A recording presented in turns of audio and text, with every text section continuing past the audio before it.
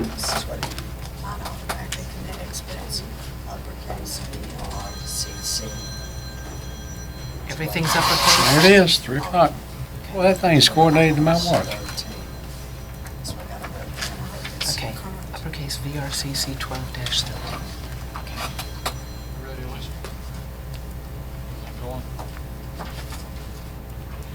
Good afternoon, everyone. Welcome to the August 31st, 2017 City Council work session. I'll call this meeting to order at 3 p.m. You all have had a chance to look at the agenda. Do I hear any amendments to the agenda as presented? If not, I would like to add one to the agenda. I want us to talk about the Spring Lake landfill mitigation that was budgeted this year. So What'd you say? The what? the Spring Lake Oh, okay. landfill mitigation that was budgeted, that amount, I just want to see where we are on that, and Where are we gonna put? I guess we will put it under city manager. Let's see, city manager. Where? Well, we add item I, and we'll make it I1. I1. I need to add discussion regarding Old Town Village. You want to make that I2?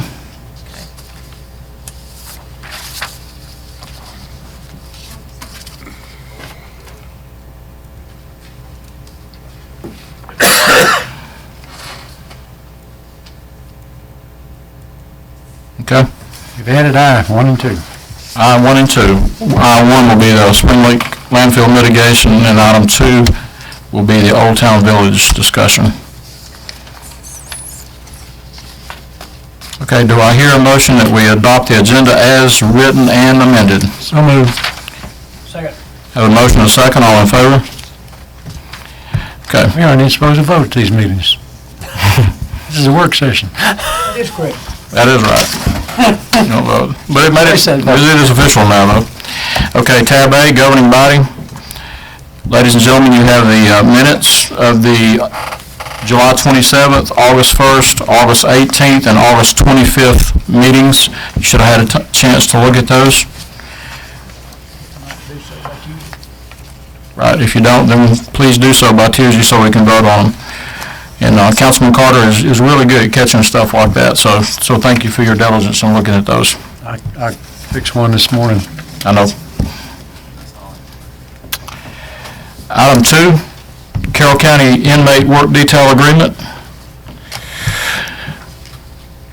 Mr. City Manager, are you going to handle that one?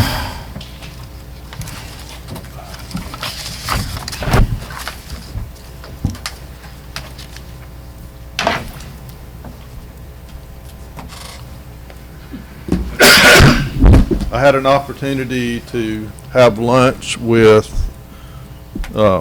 David Jordan, who is the jailer. I think he's maybe a major with the Sheriff's Department, about the inmate detail, specifically to start a conversation about a third crew.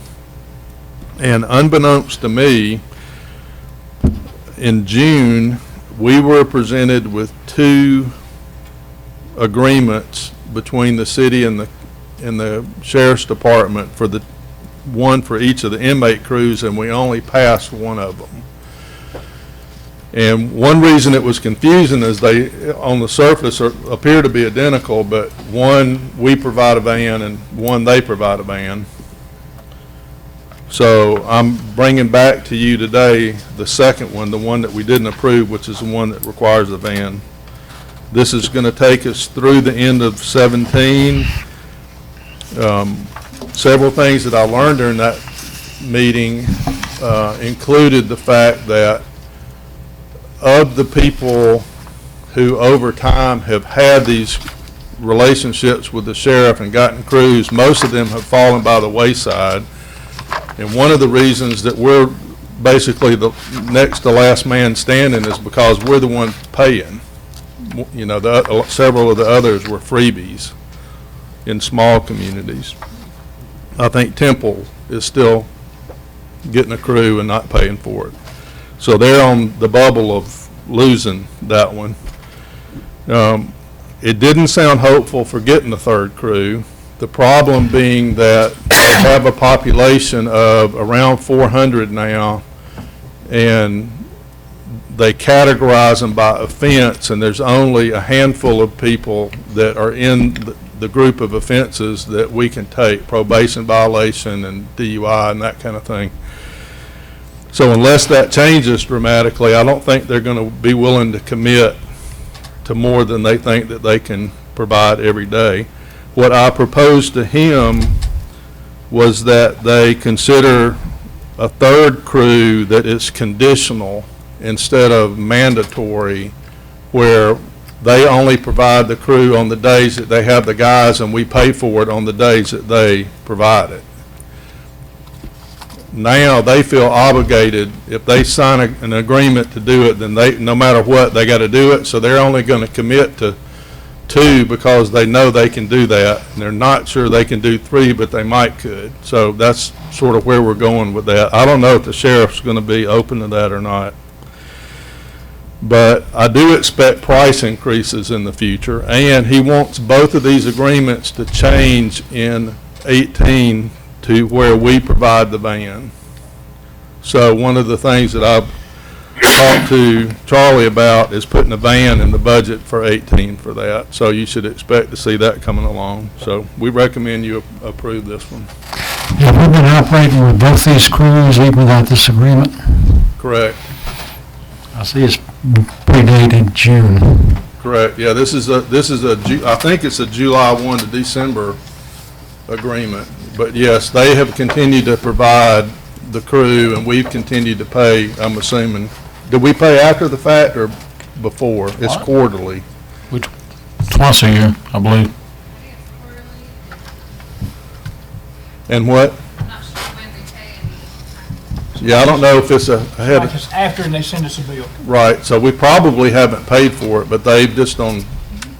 On good faith, they've continued. If it hasn't changed, we pay biannually twice a year.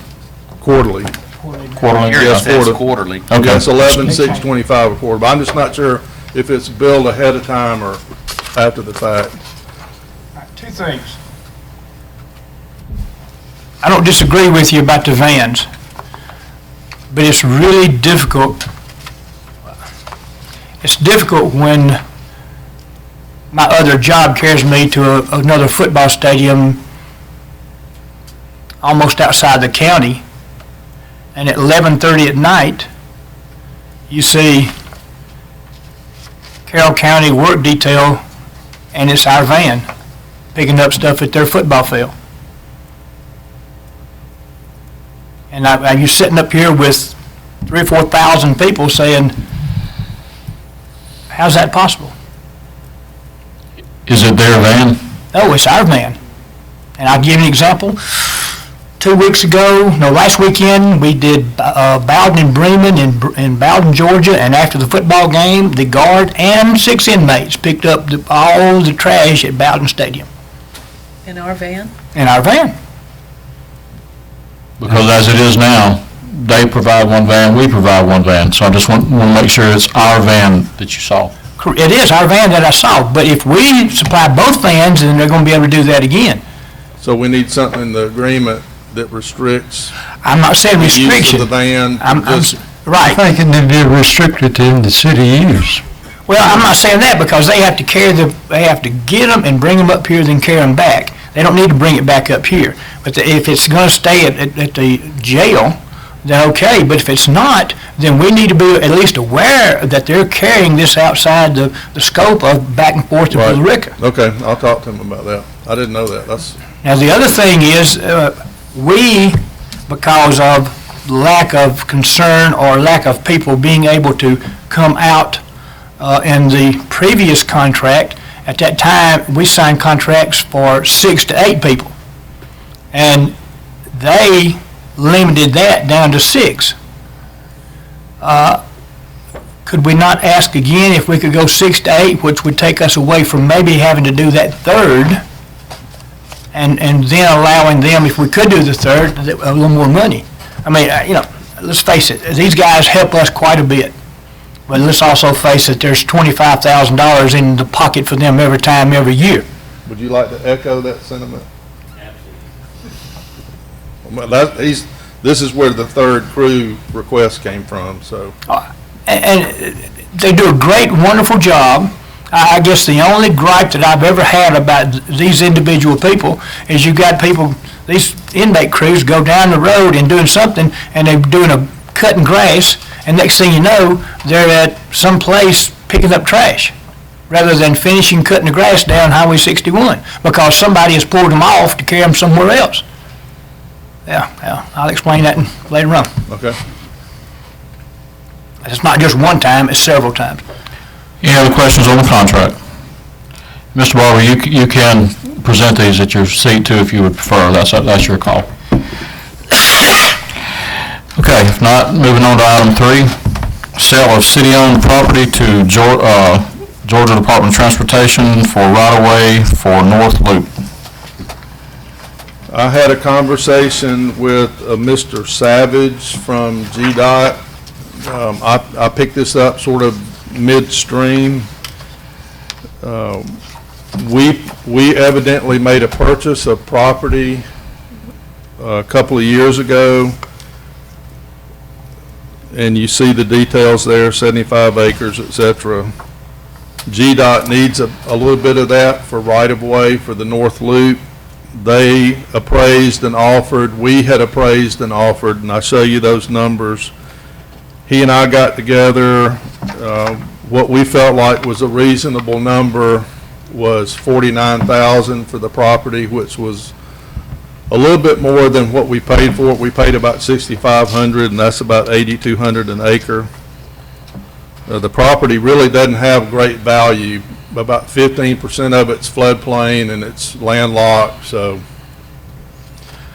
I thought if we got a little bit more than what we paid for it, that considering the real value appreciation of the property is coming from the creation of the road. So that's my recommendation, that we do $49,000. My only question is the authority that we have to sell property to GDOT. Can we do that without the restrictions of auction? And because I know if we were selling it to a private party, we'd have to put it up to auction. Right, because GDOT's a We can governmental do that. entity, we can do that. Okay. I did have a question about the document you included. It talks about the 5.953 acres, and then it says something about 2.744 acres. What is that second lot of land? That's the easement, right? It's the easement. So they're actually buying the 5.953.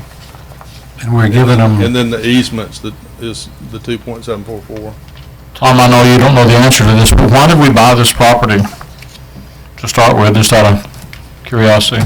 we bought it between us and the Billerica Development Authority. We were trying to acquire land for future use. Okay. Wait a minute. If You got you, an answer, you got an, I want to hear one of you. I was in the meeting at Development Authority.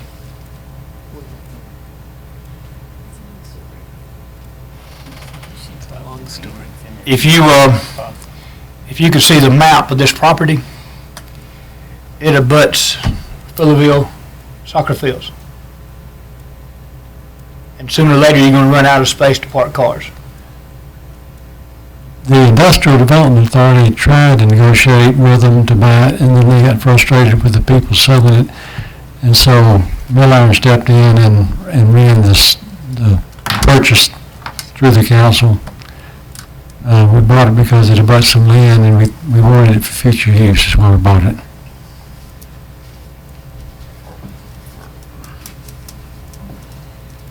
Okay, that's clear as mud. I want to get some more information on that later. Okay. I don't know anything about that. That was last year by the, It was Wait, 15 I remember when they September bought it. 15. Just 2 years ago. 2 years ago, 2015. Time flies. Okay, any other questions on item 3? Ralph can tell you all about that. Item 4, engineer position to develop, community development. As you have all been informed, Janet has tendered her resignation and is going to work for the county. And we also concurrently have a need for an in-house engineer that I've talked to most of you about individually, or that you've talked about amongst yourselves.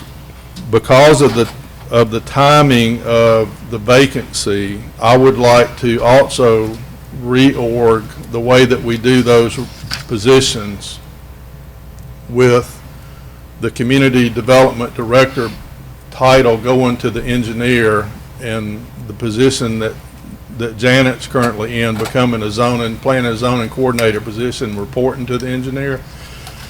I don't want to hire somebody in the current title and then demote them if you were to approve the engineer in January.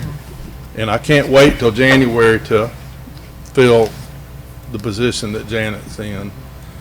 So what I'd like you to consider is approving the engineer position now, so that we can make this hire and reorg, and then second hire all at the same time, and do it with everybody knowing what they're getting into and not changing it in 4 months. I know we've heard some of it individually, but for the sake of the citizens and other people, could you explain why you think this engineer position is important? Why do we need it? What's our advantage? Well, one of the most acute needs that we have is plan review. So when builders and developers come into the city and give us their plans, we need a PE to be reviewing those from our perspective. And what we're doing now is using Herbert Humphrey, which is Metro Corp, who you guys hired before I got here, who coincidentally I also used multiple times in my previous position. And we're paying him a lot per hour to do that. So we're basically spending the money already to get a lot fewer hours. So that's the biggie, is plan review. But also, when I'm working on things that relate to internal construction, like now we're doing the City Hall relocation, right? We're looking at the floor plan and all that. It sure would be nice to have a PE working with me. No offense to the staff, but I mean, the chief's worked on it. Uh-oh. Where's Nick? Nick and I have worked on it. Well, I mean, you know, we're doing the best we can do, but none of us are engineers. And so, you know, the quality of what we do would go up. And then the sad part is we can look back now at things we've done that didn't turn out well. We need to quit doing that. And everything we do needs to be done well, because what we're finding now is we're having to go back and redo things that we didn't do well, and it's more expensive in the long run. So, you know, those are just a couple of reasons that I think is crucial. And I would echo those thoughts. And I know at one time this council considered having an engineer on staff.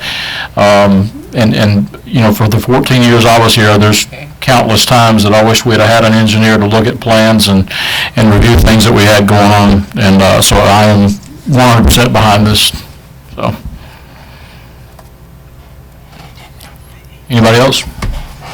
Would you say that we have a lot less chance of the city being taken advantage of by some these other companies that don't have an interest to protect us, if we have somebody to look at all those plans? Yeah, I mean, this position by itself is not going to do that. For instance, when we do LMIG from now on, we need to have an inspector out looking at the road. When we have a new development, Old Town Village, we need to have an inspector out there making sure that they're building a decent road that they're going to give us, instead of the junk that we saw this week. So, yeah, I mean, and we've been we've been put in an impossible position in situations like that where we either adopt a road that we basically are going to have to dig up and rebuild, or that we don't adopt. And neither one of those are acceptable. We put ourselves in a terrible situation in those developments. And unfortunately, there's more than one of them. Charlie's trying to put a list together of all the failed developments where there's lots that have been built and infrastructure and roads, but not houses, you know, and there's numerous examples of that. Okay, if there are no other questions, we'll move on to item 5. Work authorization for integrated science and engineering. All right. We started working on what I call the Independence Project about, Sarah, Pete, what would you say, 2 months ago or so?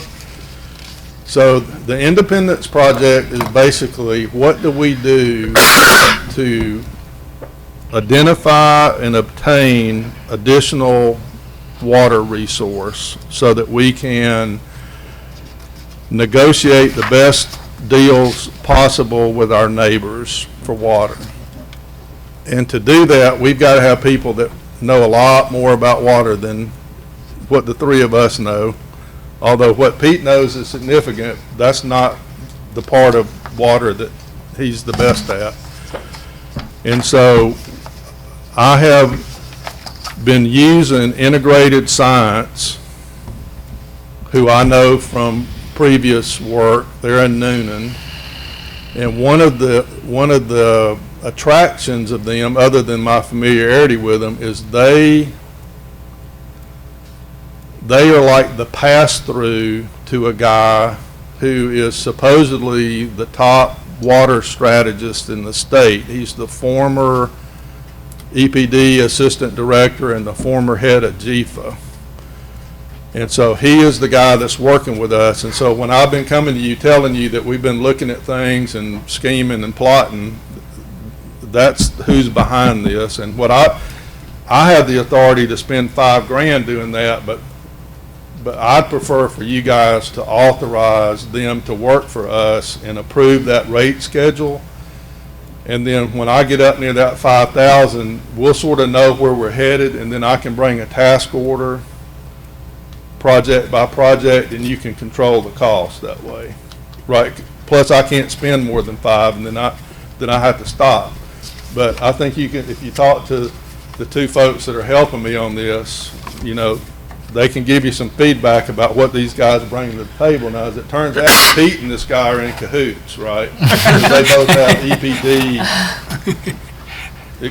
and not some EPD experience. How long were you there? And how long was he there? Yeah, so. Wow. So as it turned out, right before the first time we met with these guys, you remember Pete went to conferences back to back, one for Public Works and one for Water? Mm-hmm. And one of them was at the same place that Russ, this guy, was at. And so he came back saying, hey, you know, so I wound up with this guy one way and he wound up with him the other way. So, I mean, that seemed like a pretty good sign to me. It turns out he's been really helpful. More than helpful, and if the public hasn't seen that document, the document we were provided in the budget meetings last week was the most comprehensive document I've seen on water and sewer in this city in the 14 plus years that I've been here. And if they're involved and have been involved in that with you, then I commend you and staff and this company. And if their work product is anywhere near what the one that we received already, it's exciting. And so what this does basically is put us in a position to figure out where our partners are now as far as water is concerned, and with the possibility of possibly one day being our own provider of water, correct? Well, we already are, we're just not independent. Right, that's what I'm saying, completely, 100%. Have you been running 100% off of Carroll, since you are doing the valves? No. Not yet? No. In fact, 2 days ago, we haven't purchased anything today through Highway 60. Right, so we were worried when we were replacing the valves out there recently that we'd have to, when we turned the plant off, we'd have to go 100% to Carroll. But that's the position we're in now, is when we turn the plant off, we go 100% to Carroll County, because we're not independent. Which puts us at their mercy. Well, I don't know how else to put it, because it's about to. we have no control over the cost, whereas we can produce it cheaper ourselves. So the more we have to buy, the more it's going to cost us. Right. And they get to set the rate. So it gives us no control. Right. We were 100%, was it last year when we had that? Yes, sir. Yeah, we went 100% with Carroll for quite a while because we had Months. trouble with our We had water. the algae bloom, I know we did. Yeah. 8 months one time. Yep. I think it's a fair statement, looking at this, that he who has control of their own water rules the roost, pretty much. So I think this is a move in the right direction, and has been pointed out by many of our citizens. I think it's the number one pressing issue right now, is that we identify a water source, not only for now, but in the next 30 to, I think EPD goes out, 50 years? Right. Any other questions, comments? Okay. Tab B, Finance.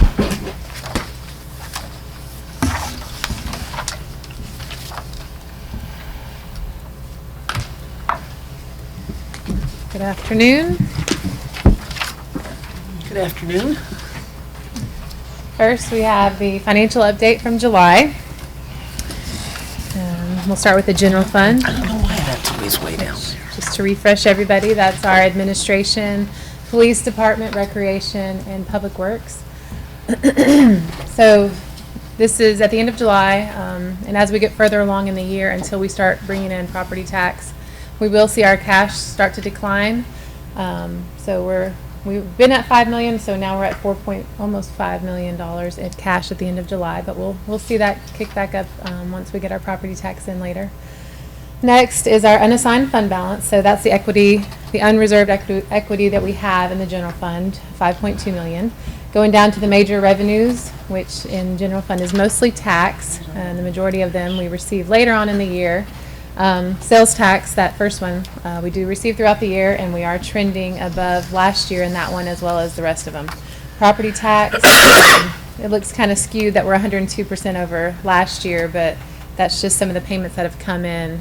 It's only $151,000.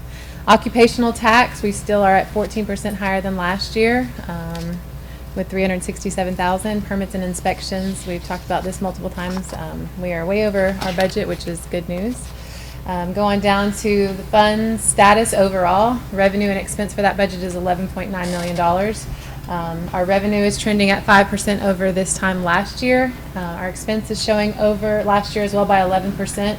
But if you look at the previous column at percentage of budget, our expense, even though we're higher than last year, we're still only sitting at 52%, which if you calculate 7 months out of the year, out of 12 months, that's 58%. So we're not over budget.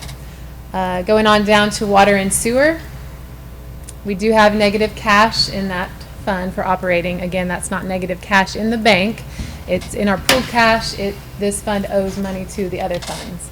It does look better than the previous months, but that's probably just a timing difference. It's a negative $85,000 in there. We do have a CD in that fund of $2 million.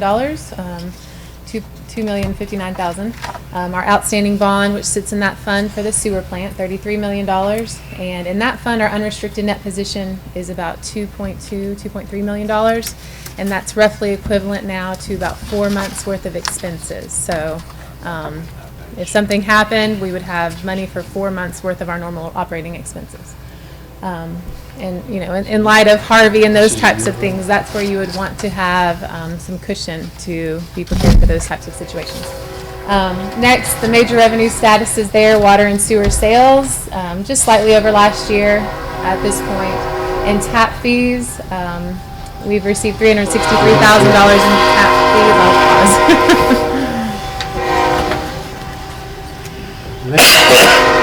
I'm gonna need an updated copy, this is last year. While you're waiting for that, what I'm looking at here looks very different from what I'm looking at there. That's the old one. That's because you have 2016. Yep. Y'all's These things are mistakes. Paper had the old. I'm sitting This is here going, 2016, July. something's not. Yeah, I was Trying trying to come, I was figure it out. confused too, because it didn't look at all like that. Oh, we're following along. I see it, okay. I thought it was just me, y'all. Oh, I kept looking, and I kept trying to line it up and see if I was looking Well, I don't at have it a wrong. screen. Yeah, Oh, It's 2016. okay. it's correct on mine. Sorry, I just, Roland and I don't have a screen. Georgia graduate picks. Let's go back on down to water sewer fund. Okay, I was on tap fees. We've received $363,000 so far this year in the first 7 months for tap fees, which again, like our permits, it's way above our budget. It's great, shows growth in the city. Next, looking at the fund overall, just looking at revenue and expense in total for that fund. Our revenue is 7% higher than last year as of July, and again, our expense shows 33% over last year's budget at this point. Look at the previous column, it says we're at 60% of the budget, which is slightly higher than where you would want to see 7 months in the year. But I know our water purchases are slightly over budget. We cut the budget significantly this year for 2017. When we looked at 2016, it was so high since we had been at 100%. But even still, we're trending just above that. Going on down to solid waste. In solid waste, we have negative operating cash. We have negative equity. These things that we're hoping to fix with the rate study, which we'll bring to y'all later in the year. And then, so the revenue is slightly less than last year, and expenses over last year. The majority of our budget is the amount we pay to Waste Industries, and we're trending at 59% on that line item. Any questions on that? I don't have it to look at unless it goes back on the screen. Our unrestricted net position keeps getting lower. And we had talked about a plan to replenish some of that of what we've used. That'll be considered with the rate study, because we'll have to raise rates in order to bring in more revenue to build that up. Okay, are we talking water sewer? Because I'm talking about overall. Our fund balance. Yes, the general whatever. fund Yeah. did go down compared to last year, because this year we had identified several things that we wanted to use that fund for. So the money's still in the city's coffers. For instance, we have the 2 revolving loans for the DDA and the Development Authority, which make up $500,000. They had not been segregated yet from that unrestricted fund balance. So this year I separated that. So now it's in its own category. The other one was $450,000 to the DDA for the, we earmarked it for the work at Butterballs. So I had to take that out of the unrestricted. So I only update that once the audit's done, so you hadn't seen it updated in about a year. So that's the new number that we just finished with this most recent audit with those bigger items split out. I guess my question is this, you know how best practices, some of our other accounts say, you should have this percentage, and then we were lacking in some of those areas, right?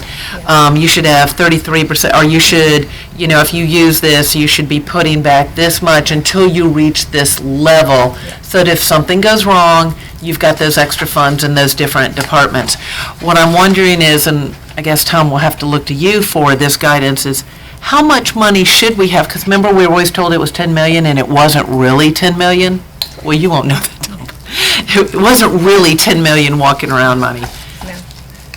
I'm going to be looking for some guidance of what should be there. What is the best practices for that rainy day of what we should have in that fund balance? Like what I was speaking about on the water sewer, if you'll go back up to water sewer, Elisa. I believe our fund balance policy says 25%. So you take 12 months and divide it by 25%, so that gives you 3 months. So what I was, at a bare minimum, you're supposed to have 3 months worth of operating expense. I calculated this, our 2.2, almost 2.3 is equivalent to roughly almost 4 months worth of expense. So we've met that bare minimum. Okay. But that's it, it's bare minimum. No room for capital or emergencies. But I think that is a good point, and we probably need to look at that. If we have minimums in other accounts, Mr. City Manager, is that something that you've worked with in the past? Is that something that, you're smiling, I'm not sure. I mean, our water and sewer is not good. Well, I'm talking about, does the state have any recommendation? I think Councilman McPherson's point is there a number that we should have? My dad always said to have 6 months' worth of money saved up in case of an emergency. Is there something that is recommended by the state as far as a fund balance? Right, the 25%, I think, is what most of the guys in the business would tell you is like the bottom percentage. There are a number of cities in Georgia that have 100%. I don't think your button's on. Have 100, have 100% reserve. Our problem isn't that. Our problem is water and sewer. And it's going to be a problem for a while because it's negative and running more negative. So, I mean, we're losing money in there every month, and it's going to continue to do that into the foreseeable future, even if we start bumping the rates up, because it will take us 2 or 3 years to raise the rates enough to make it break even, and then more time for it to catch up. Well, there is another option, and that is to cut the spending. Yeah, but water and I'm sewer not are putting on going to do water. the opposite. Yeah. I'm talking about total general. Oh, no, I mean, the way to make general fund work is you budget realistically and you outperform the budget both ways. You grow so that you generate more revenue than you budget, and then you underspend your budget because of churn, because you've always got people that are leaving. There's always, short pieces of a year that you've got vacancies. And if you do that consistently, you can grow your general fund. I'm not worried about that. Another thing that will grow our general fund is we quit subsidizing the sewer fund. Agreed. Right? Yeah. So, we're gonna grow the general fund. That, to me, is not our challenge. Our challenge is getting through the next 3 years, because 20 is the bullet. That's the year that the bond payment goes up almost $500,000. If we can get from here through 2020 with the sewer fund being self-supporting at the end of 20, then maybe it takes another year to bring the fund balance up to zero, because it's negative. So you're going to have a good year after that to bring the fund balance up to zero. Then we can start growing the fund balance. So we're that there's talking things for 4 or capital 5 years improvements. from now. We're hoping we look back and we got a healthy sewer fund, You're talking water and sewer. water and sewer together. So right now, water is like breaking even or helping sewer a little bit. Sewer's the dog. It's the one that's dragging the thing Right. down. And I appreciate that good explanation. That's a very good explanation. But again, to Leslie's point, it's kind of like the state having to adopt a resolution saying that they pass a balanced budget. You would think that wouldn't be necessary. That's basically what you're saying. Is there a critical number that we get below that we say, okay, we're below this number, we need to cut spending, I guess is. In whatever department. Right. But not in the general fund here. I mean, that's not the problem. Right, understood. But I think that I was trying to understand. And how much to have in just the general fund balance. Right. What should be there? I mean, we could brag, hey, we have 10 million, we have 20 million, well, do we have too much? Are we taxing people too much? Or do we not have enough for rainy days? Right. We've got three months right now. So we've met the minimum, and we'll get healthier as we go over these next 5 years. If we take care of sewers, it doesn't seem connected, but taking care of sewers what is going to make the general fund healthier. It is connected because we're using the general Subsidize. fund to subsidize Yep. sewer fund. That's the connection. That's right. Yep. It is connected. Exactly right. Shouldn't be connected. I guess I should have said that. Shouldn't be connected. It is connected because we're Unfortunately, it is. subsidizing it. We complained about that on the last budget. Sarah, I interrupted you for a train and then Then we derailed. Don't say that, we're too close to the tracks.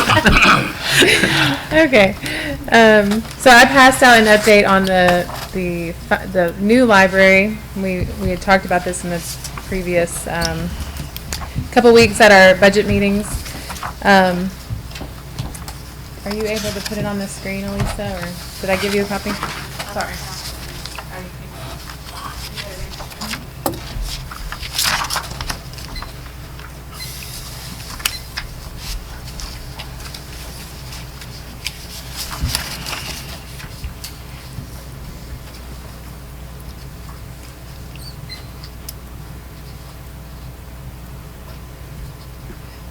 while she's pulling that up, some of the question was what we've spent versus what the West Georgia Regional Library has spent.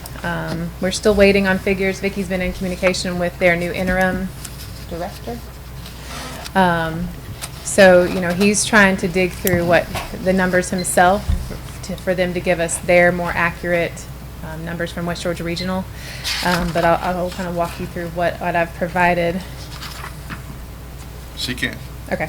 This first page, I just wanted to give a little history for what records I was finding, and I think Vicki and David may have helped find some of these documents. But the first one, 2014, these were minutes from a meeting on October 7th, 2014. Stated that we are getting $2 million from the state, and $1.3 million has been committed by the city of Villa Rica, giving a total budget of $3.3 million, and that was supposed to be turnkey. Next, in 2015, Larry Wood presented some figures. I just copied part of the presentation there. You can see the projected expenditures had jumped to $4.8 million, and I'm not sure whose notes they are, but they kind of highlighted some of the items that weren't included in that original $1.3 million that was due to the city. And it's not necessarily clear on the right where the funding sources were supposed to be. Going on, 2016 in October we met with Ronnie and she provided these figures. So it's a lot, but if you look at the first box on the top left, you can see the total in that box is $4.1 million. She's saying that was the original budgeted expenditures. And then the next two boxes are additional expenditures that had come up at that point. There's no total on it, but it's around $4.5 million. Oh yeah, I'm sorry. What? So in October of 2016, we were being told by West Georgia Regional Library that the total was around $4.5 million. And going on to the next page, this is what we've come up with as of today. On the left, you can see the funding, the sources that have been provided. The total that was provided by the city of Villa Rica was $2,183,110. And that was made up of money from our 2003 SPLOST, our 2008 SPLOST, our 2015 SPLOST, Water and Sewer Fund, General Fund, and from the sale of North Avenue, made up $2,183,000.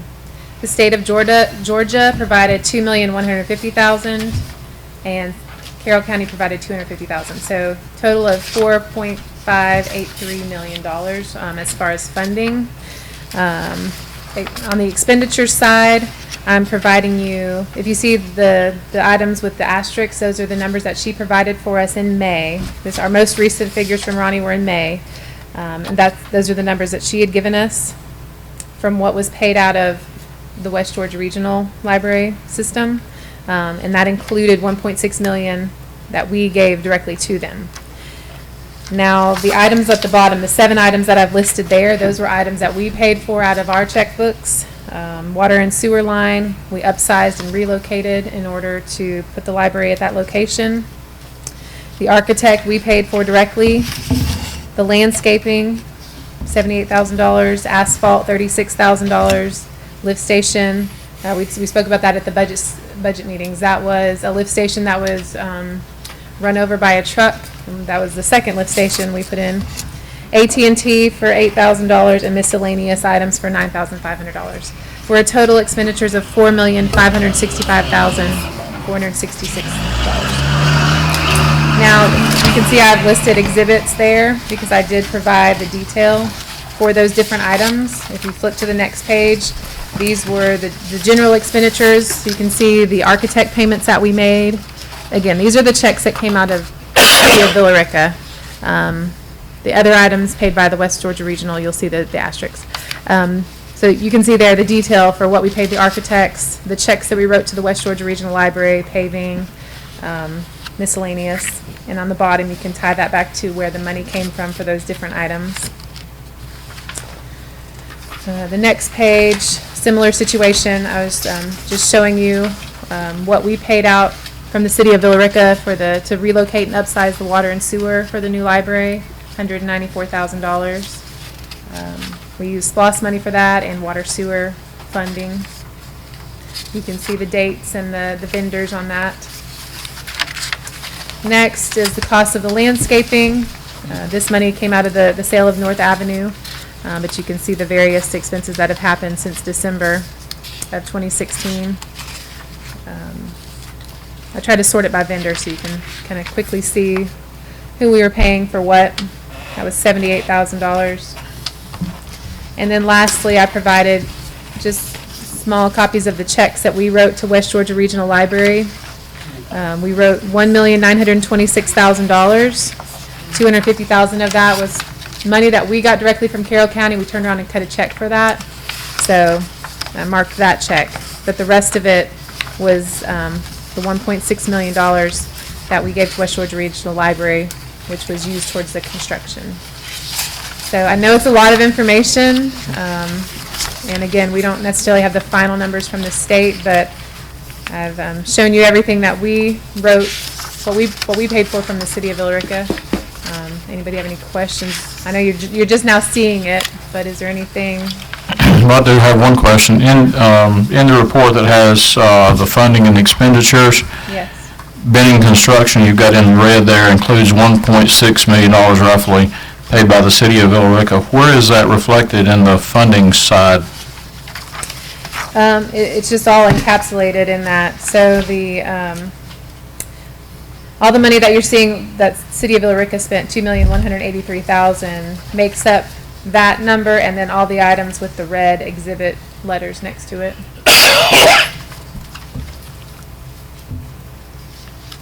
You backed into that number?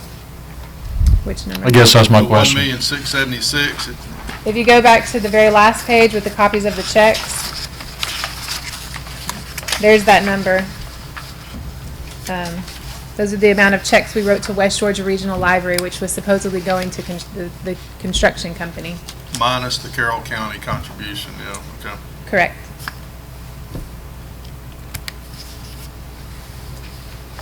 So effectively, the 1.6 could have been used on any of that list of West Georgia regional expenses. Correct.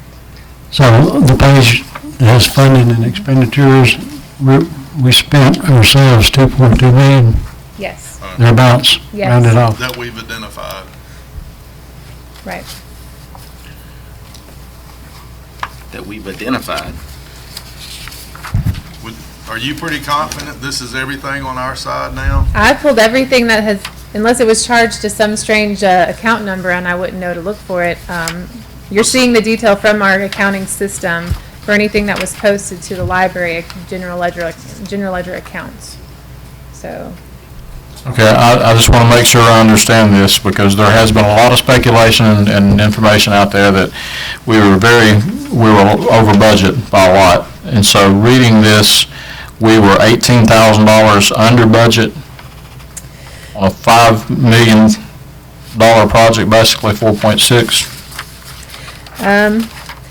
the difference there, well, it's not dollar for dollar, but part of that is, so we got $100,000 for the sale of North Avenue, and if you look on the right, we've spent $78,000 so far on landscaping, so there is some money there to be used for, like we discussed, the dumpster screen, the pad possibly, some of the other things that still need to be done at the library. We still have the money from the sale of the North Avenue that we could use for that. So that does make up some of that difference. So the final budget that I see here, looks like it says 4.5 million. That was the one that came in 2016. There was one from 14, and then it grew by 1.5 million in 15, and then by 16 it's at 4.5, down 300,000. Yes. And if I look at that, it looks like we're about, 65,000 over budget. my calculator's working over here, about 65,000 over budget. Is that correct? Yes, and again, I'm showing you what I know from the Villarica side, and I'm providing you what West Georgia Regional gave us in May. So that's all I know as far as what they've expended. So there could be more.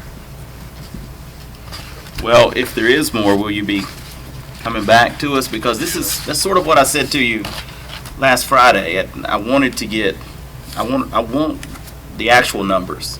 And it doesn't sound like you're fully confident that that's what I'm holding.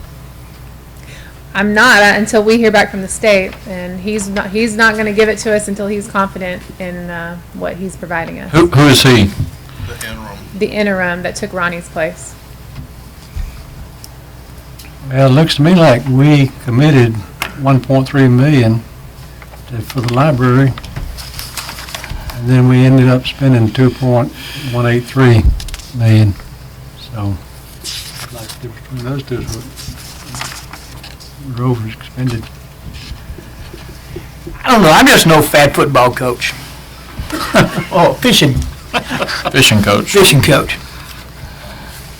The 2014, the council voted to a turnkey job for $3.3 million. And then the total project estimate is 4.8. It don't, $1.5 million over budget? I can at least testify to a part that I imagine we'll be addressing at some time, and that's, we had a really big issue with the architect. And there were a lot of corrective actions that had to be taken. I don't know how much that cost us when you're building something. What did you tell me the rock bill was? Walls for that? don't come together on the plans. Rock was 158, wasn't it? Yes, 158,000 for rock removal and additional dirt. And there were whatever boring or cores or whatever I don't know how all that works. I mean, that's beyond me, and I guess that's why we're looking for an engineer.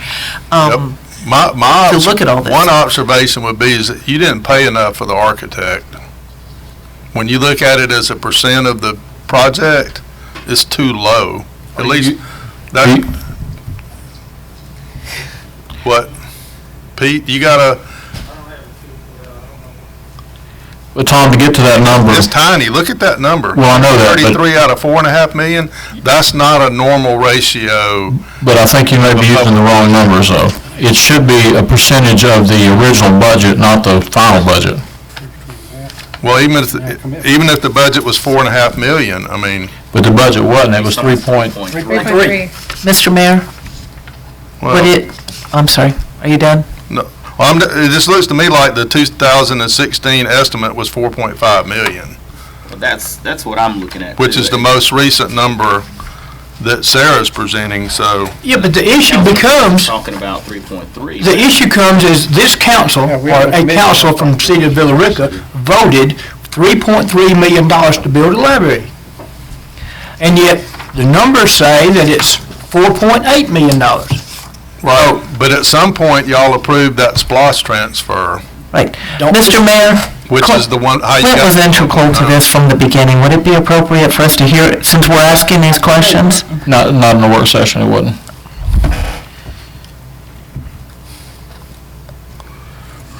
Anything else? Any other questions? I just want to ask a question. So you provided us with the minutes here from 2014. I'm just going back to the point Councilman Best is making. I agree with the city manager that these things probably did come back to this council for approval, and that's where I'm getting to this 2016 number. But you brought us the minutes from 14. Do you have any minutes or anything that you could get for us that show where it went to 4.8 in 15, and then 4.5 in 16? Yeah, I Okay, want to we see can look. those approvals right there. Wasn't the whole thing with the pump and water and sewer and everything, wasn't that missing from the original plans? If you look at that very first page, Larry did include utility relocation at that point, which somebody asterisked it and said it was not included in the original budget. So they had 125,000. From what we've expended, it was 194,000. These are somebody else's notes that you've copied? Yes. Somebody else's handwriting? Looks like Larry Wood. I think the water and sewer was going to be paid for by the city. And that's the reason it was originally left out. I don't have an issue with that. That's the right thing to do. All I have ever said was, I'd like to know what the total cost of the library is. And you have to include that in the total cost of the library. So the water and sewer line, the extensions, based on the idea that would we extend that without the library? And there may be an answer of no, we would not, or it may be yes, we would have. I don't know the answer to that. I don't know if anybody knows the answer to that, but we did extend it because of the hospital, and it should be entered into the total cost of the library. With all that being said, we're still back to 4.8 and 3.3. Well, the 3.3, 2 million of that 3.3 came from the state. Doesn't matter where it come from. Well, we committed 1.3 million. Let me try to sum this up, since we need to move on to some other things. Is what I'm hearing from the elected body that we just want to know what the total bottom line number is for the cost of the library? Because we don't need staff to be chasing things for the next 6 months. Is that a correct statement, that we're wanting the bottom line, how much that library Yes, costs? and number 2, is there money somewhere that should be recouped because of mistakes that were done by other parties? I think Mr. Mecklin was looking into that. I haven't heard anything. Is everybody in agreement with that? What he said during I don't know. Vicky's presentation was that no one had instructed him to do anything further, if I recall the comment, or something to that effect. And so I got the impression he's not pursuing it.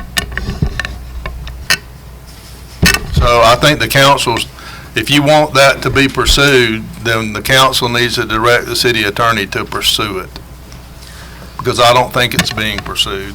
Well, I think we need to hear, is something worth the cost of going after? Weigh the advantages and disadvantages. What is it going to cost us to pursue what somebody may very well owe us because of their, that's all I should say probably in a public meeting.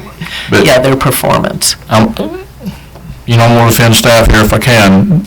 I want our staff to know what we expect out of them. We want a bottom line number, how much that library costs, correct? All right. What you've got today is the bottom linest that we can get That we without have so having far. better state numbers. And then if we want to direct our city attorney to pursue anything against the architect, then we will direct him accordingly, correct? Yes. So the bottom line I'm seeing here is 4.5 million, is that correct? Yes. Okay. Thank you, Sarah. Next, I'd like to request the council consider changing the fiscal year. In 2013, the city of Villarica did change from a May 31st year end to a December 31st year end.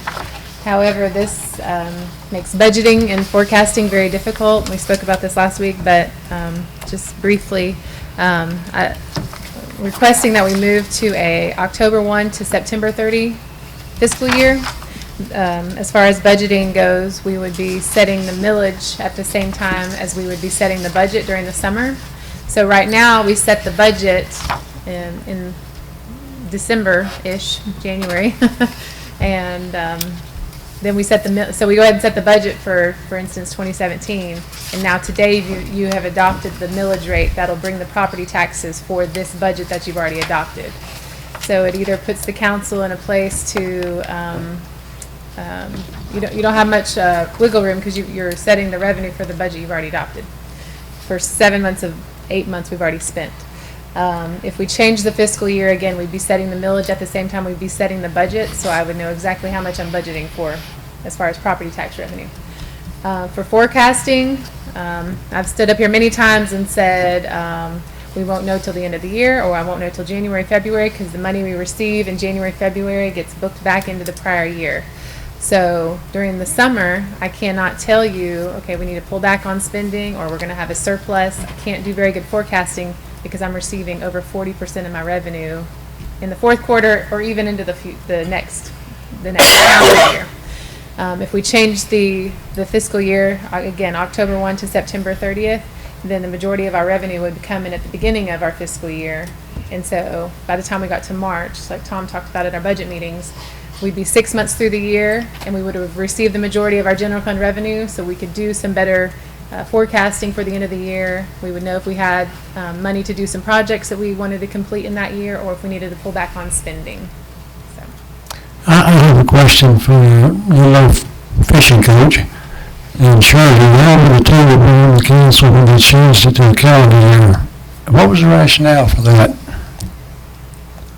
Do you remember? Well, I think we were trying to get as close to what she just got through saying as we could, and that was the purpose in changing it from April 1st to December, but now we're trying to hone that just a little bit more. Is that a correct statement? Yes. Well, it was changed a couple of years ago from a fiscal year over to a calendar year format. Yeah, because the first year I came in, we were comparing a 9-month budget to a 12-month, and it was, So it happened just before we came on board. Yeah. So that's what I'm asking. What was the rationale for running the calendar year? You remember, Sarah? No. she wouldn't. I'm trying to remember. Here's the question that was proposed back then is you're going to have to be a real good guesser at something. And the question then was the millage rate versus the amount of money coming in. I think, yeah, the millage rate versus the tax digest, and that was going to be a guesstimate of anything. So what we're choosing now to do is to be sure of one thing and guess at the other, right?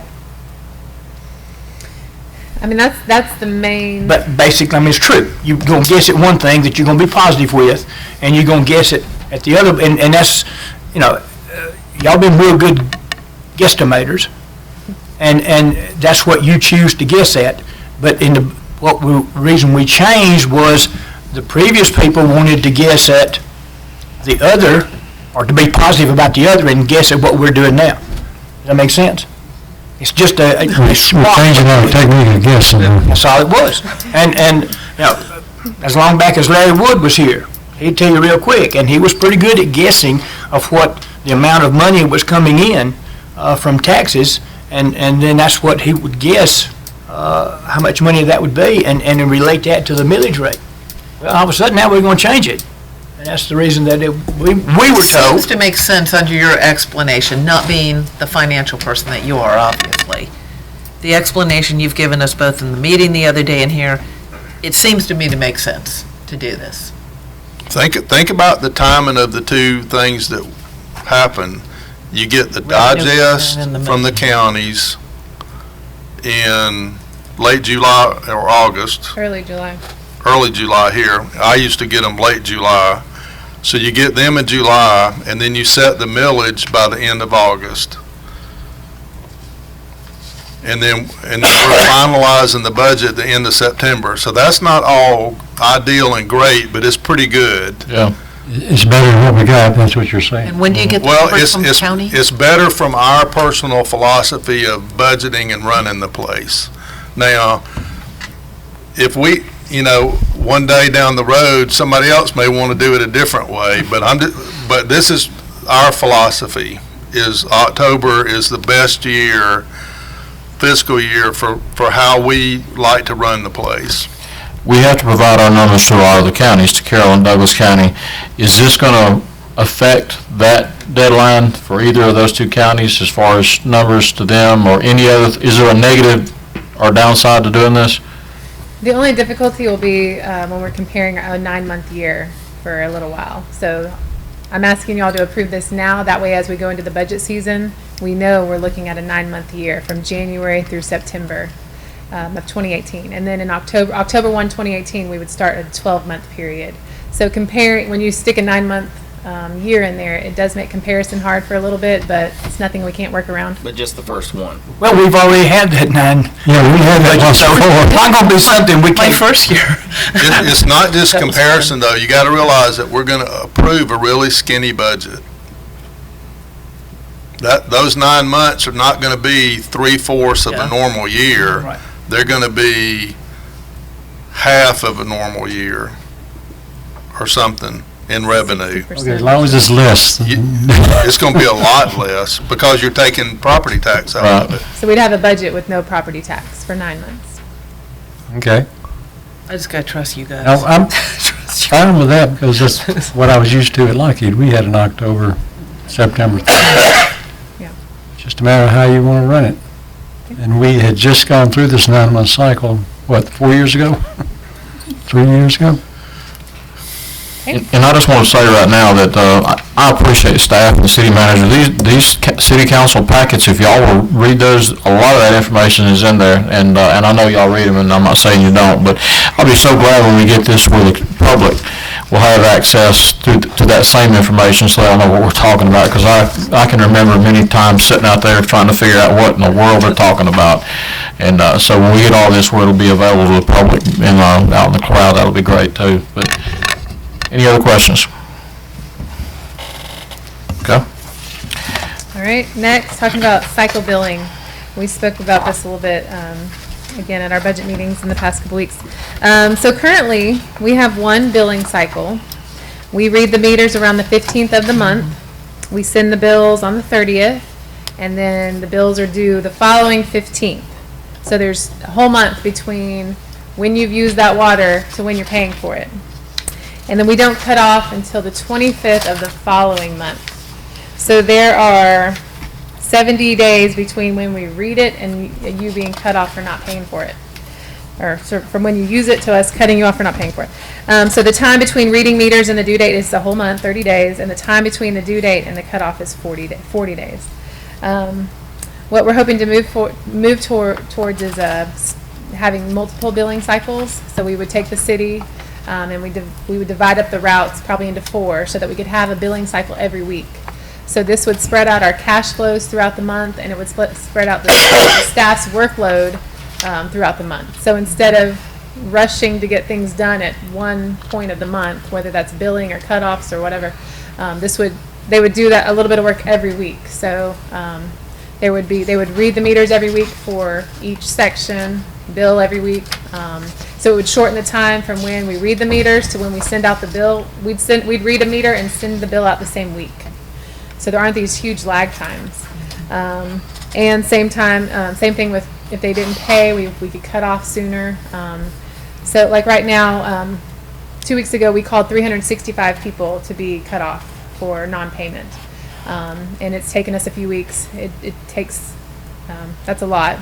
When we send out a call, thankfully people start calling in to pay. But when we finally start cutting off, it takes a while because it takes at least 1, if not 2 crew members to get out there and cut people off. But then when they start paying, we have to turn them back on. And so right now, because we're not cutting off for so long, they've probably racked up several bills. So when I'm calling them, they are very upset because now they owe $200. But if we could shorten that cycle time, so we're billing quicker and we're cutting off quicker, hate to say that, we hope not to, you're dealing with 1 bill hopefully, or 1.5, you're not dealing with 2 or 3 bills cycles. So I think it'll benefit them as well. My hope is to maybe put this in place. I think I said October. This would give us time to let everybody know. It's definitely we're gonna have some growing pains there. We're gonna have to get our system set up, and we definitely need to get the customers, let them know, because their due dates will change. So if they have automatic billing and things, that'll all have to change. But we would, communicate through our automated calls. We could communicate. We could send out a flyer in the mail, Facebook, and all those tools as well. I think that's the key. We've got to let the customers know that we're changing the billing cycles. Any questions? Any other comments or questions? Yeah, the subject that you need to discuss, assuming that you're willing to approve that, is the philosophy that led you to do a 40-day gap between due date and cutoff, and do you want to continue that? Because we talked about that, last Friday, and Councilman Carter's recollection is that we the city voted to do that as a customer-friendly gesture, right, to give people more time. So if you want to continue that, then we can do that in this structure, right? I kind of like the new setup. 40 days? Well, it That's sounds, what we're- Incredible. That's a long time. not only that, it sounds to me like in the end, they're getting nailed even worse because They are. now they owe that on top of another bill. Whereas they could be called sooner, we're gonna cut off, you need to pay this while it's manageable. It's gonna be less manageable with the lag time. So we think we're giving them grace when actually we may be making it worse for them. Yeah, you're not helping a procrastinator. You know, you're giving them a lot of rope to hang themselves. And unfortunately, a That's lot true. of them Yeah. are hanging themselves, and then they come in here and, you know, Sarah's got to deal with 2.5 or 3 months of unpaid bills, and a lot of these folks will get behind and will let the due date expire, and then they'll have a late fee or whatever, I don't know how much that is, and they. Late fee is 10%, and then if they do get cut off, it's $50. So by the time I'm talking to them, especially by the time they've yelled It's at my awful. staff and I talk to them, they're very upset because now it's just perpetuated. Now they owe even more than if they had just paid it on time. I like this structure because we're going from 40 days to 19 days. Yeah, I still think I agree. 19 is Yeah, reasonable. I like it the way too. you. So when is the cutoff, though? You haven't really talked about. Well, I would like to have, we'll have to get with our software company to see, but I would like to have it consistent every week. So maybe the due dates are every Friday. So maybe your area is, you're due the first Friday of the month. So then we would cut off, I said 19 days, but I think it works out to, my staff and I have worked out kind of a preliminary calendar, but I think it's 3 weeks later you would be cut off. But we wouldn't be able to, like right now, everybody knows it's the 15th. Well, the 15th changes days of the week throughout the year. So I would think we would need, we're going to have 4 where it's a weekly thing. I think my staff needs to know, okay, the due dates are the Fridays, we read on the Mondays. That's kind of my thinking. I need to check with the software and see if we have that capability. So I may have to get back to you on a definite answer, but that's kind of where I'm heading. And that's a process question for you to handle, but as long as you notify the customers, I mean, if we're clear with them, then I like this plan. You know, I'm sitting here looking at everybody in this, everybody here is paid by the month. Yeah. The question that comes to my mind is how many people that we're doing all this stuff to are paid by the week? And this was not put in, the numbers were not put in as we, Shirley and I both, at 24 years, this was done a long time before us. The numbers have changed, and I think that's what Danny's referring to. The numbers changed, but this was put in basically because of Fullerville. The folks up there paid one time a week, and they took their first week paid car payment, second week bought groceries, third week paid utilities, blah, blah, all the way down, whatever way they chose. But that's one of the reasons that we, as a council, went back and did this for a number of days as well, for those folks to be able to get into it and pay. Now we're on another road going out of the city, I'm afraid, with the number of people that are skipping town because of this. I like your idea. I would like for you to see if you could make it, like you just said, on a Friday, or Friday is normally the payday. They could come in and pay their bill that day. It makes it a whole lot easier for people that are paid by the week or twice a month, not once a month, because that's fairly easy for most everybody just to write the check. Makes a lot of difference for that to take place. okay. If you don't believe me, try to do it one time. As I understand it, Don't get home before the city hall is closed. Exactly. Well, you have drop boxes, but there again, I don't want to put cash in the drop box. That's the only thing. okay, as I understand it, the city's basically going to be divided up into 4 groups, and the first Friday, one group gets their bill, the next Friday, the second group gets their bill. And what about those months, those 4 months that have 5 weeks in them? There's a gap. Yeah, there will be you might have a longer, instead of a 30-day, you may have a 32-day window from when we last read your Okay. meter. But our system tracks when we read, so if someone did have that question, my bill seems slightly higher, they could see if that was the case, they could tell them when they read the meter. Their span was a little bit long. And when we do make the transition, You're gonna have people who have, that first time, they may have a 2-week cycle. Until we get everybody back to the monthly, Right. that first month, you're gonna have some people Yeah. with short bills, and maybe one group that may have a longer bill. But when we let people know, we'll include all that information in there. That is the key, communication. Now, you talked a little bit about redesigning how those bills look. Yes. Would that be at this same time, or is that a little further down the road? And I wonder, I'll admit, I don't look at my water bill, you know that. So I don't know, does it show the number of days? Yeah. Because if it does, then that sort of answers that Right. question. I believe it does. I'll have to verify.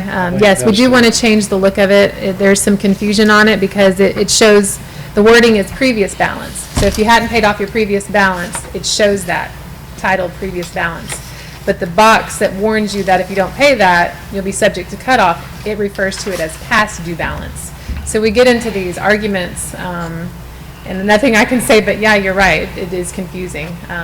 Some of those things I'd like to clean up to make it clearer that this is your past due balance and it's subject to cut off after 19 days or something. Yeah, if we could do both at the same time, that would be great, or I don't know if that would be too much all at the same time. You gonna have the details ironed out by Tuesday? We can talk about it some. There's another consideration here that doesn't sound like is that important to y'all, but if you're in a 1-month billing cycle and you work in the cashiering box, you've got one really bad couple of days and a really boring job a lot of the time. But this Yeah. system would Spreads actually everything out, though. This will make their job Spread it out. doubly more enjoyable because it reduces the crunch and it populates some activity in the 3 other weeks of the month that you don't think about because you're not in the box looking for something to do. But Yeah. it makes a difference to them too. And the guy's running all over town trying to shut people up and then Yes. get everybody turned back on. You Yes, know, and we it try all to cut happens at off once. 70 people in one day. We end up having to bring crew in from other places, so. Okay, any other questions?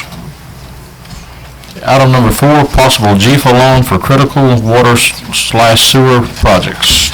I call Pete up to help me on this one.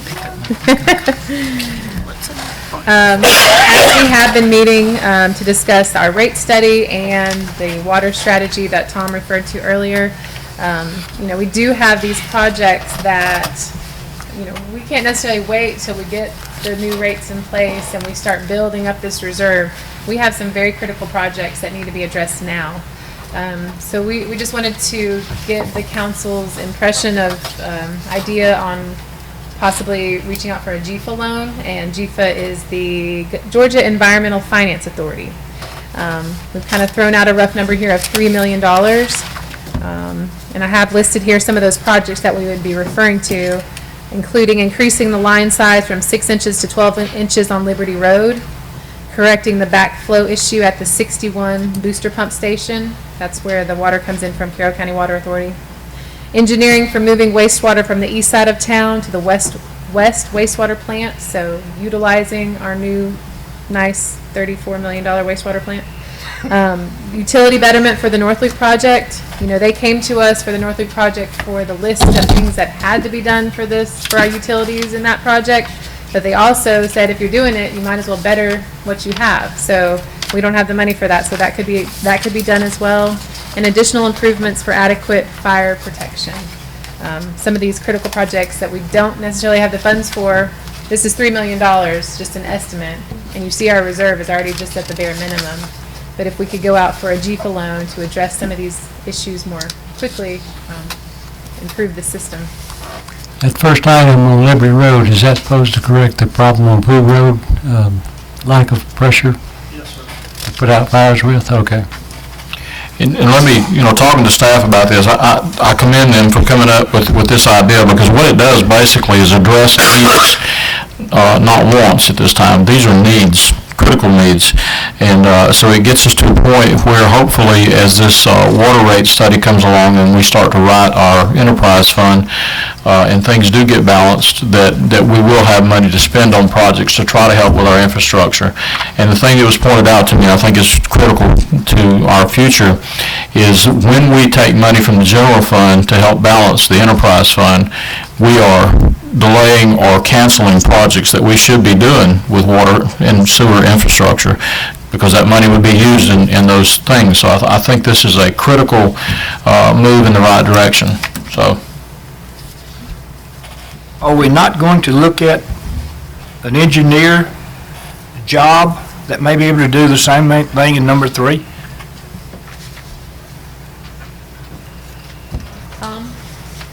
Let me speak to that for a minute. If we get an in-house engineer, I know a lot of the developments that come in, if they put in infrastructure, that sort of thing, if we get delegated authority by the state, we can do that in-house. All they require is at the end of the year, we give them an annual breakdown of what those projects consisted of. When we're running major trunk lines, whether they're sewer force mains, water lines, and all of that, we have to have an engineering group that basically would have to submit that to the state. I don't know if just a separate PE may be able to handle the scope of something like that by himself. So, because sometimes it takes a team of folks in a firm to do that, and it has to be submitted to the state and turned around before we could even put it in the ground. So. Well, I hope if we do decide to get an engineer, he's able to go out and supervise any firm that we do require. Oh, absolutely. I see that. Okay. Easily done, yeah. Okay, thank you. Yeah, I think Councilman Best's point is well taken too. Even with a consulting firm, we have found through our asphalt resurfacing program that we still need somebody that follows up, that has the knowledge, that can work with that person. So, but that is a point well taken. But I look at number 3 and having worked here 14 years, to see that on there, engineering for moving wastewater from the east side of town to the west water treatment plant, I thought that was already done. And so I'm glad to see that back on the. And that's just the engineering. That's not construction. That's not doing it. Trust me, Doing it may be $3 million all by itself. Yeah. Do we know for sure now that those aren't connected? I'm going to speak to that. Okay. He's been. Tom charged me with trying to do a list of potential things that might fall under this $3 million. I've got about 30 right here, and I'm not going to belabor it. I ran out of time today. I will make a list of all these for you by the end of business tomorrow, so you have them, can see the scope. I think it's September 11th, that's when we're meeting again. I'll tell on my age a little bit. I kind of, doing this, I kind of feel like the old act that on the Ed Sullivan Show, where the guy had the sticks and trying to keep all these plates in the air and hoping some didn't fall and break, because there's so much to consider. Also, trying to prioritize these is a bit of a challenge, because if we have some options on which directions we may want to tackle some of these. And if you go in this direction, then priority 1 might change and that sort of thing. I will give you some kind of prioritization from my viewpoint when I give you this. But to your issue, I did go back and talk to staff, and when I refer to the Cleghorn station, lift station, and you refer to the north plant, it's not the actual wastewater plant, the north plant that currently exists. The old north plant that is called Cleghorn, Right. and I found some blueprints the other day that it's actually called the East-West Transfer Station. Correct. Okay. It picks up the load from 4 to 5 other lift stations that pump to that station, because it's got a large wet well, it's got large pumps, and it does pump to the west plant. And it has taken some load off of the north plant, as you suspected on Friday. it's got good, large pumps. I mean, they're 700 gallon a minute, and they'll pump a lot of sewage to the West plant. It's also one of the few lift stations, I'm thankful to say, that it has a flow meter on them. So we know the high end of the flow has been somewhere between 200, 250 gallons a minute. So the range on it's anywhere from like 140,000 gallons a day to 300,000 gallons. That's a lot of flow, and that's kind of the perspective of what we're taking off the North Plant right now. When you see this, when I get this information to you, you will see that our challenges are not so unique, because I call them growing pains. We have certain corridors, we've got people coming in and want to develop. And of course, the first thing they ask for is, do we have capacity, whether it's water or sewer? Well, in some cases recently, we said, yeah, we've got capacity at the wastewater facilities. Where our Achilles heel is, how are we getting it to the facility to treat? Because we may have a limited transmission line. For instance, if we, from Toronto Bread that pumps over toward this particular lift station ultimately, we've got a 4-inch force main there. But it's not going to accommodate these other parcels that are along that corridor right there if and when we decide to develop. We're going to have to figure that out and come up with a better approach. When we're looking at growth over in Mirror Lake with a new developer coming in, and if we estimate 200 homes a year, that's an additional 52,000 gallons per day on the water side. If you half that for sewer, you kind of see what that load is. If you build it out to 6 years, we're going to be at 95% capacity at the North Plant, because that's where right now it's all going. Okay? It'll accommodate the flow at the North Plant. What it won't accommodate is the solids loading, which would require different appurtenances being built, like a larger digester and things to handle the solid loading with that additional flow. Okay?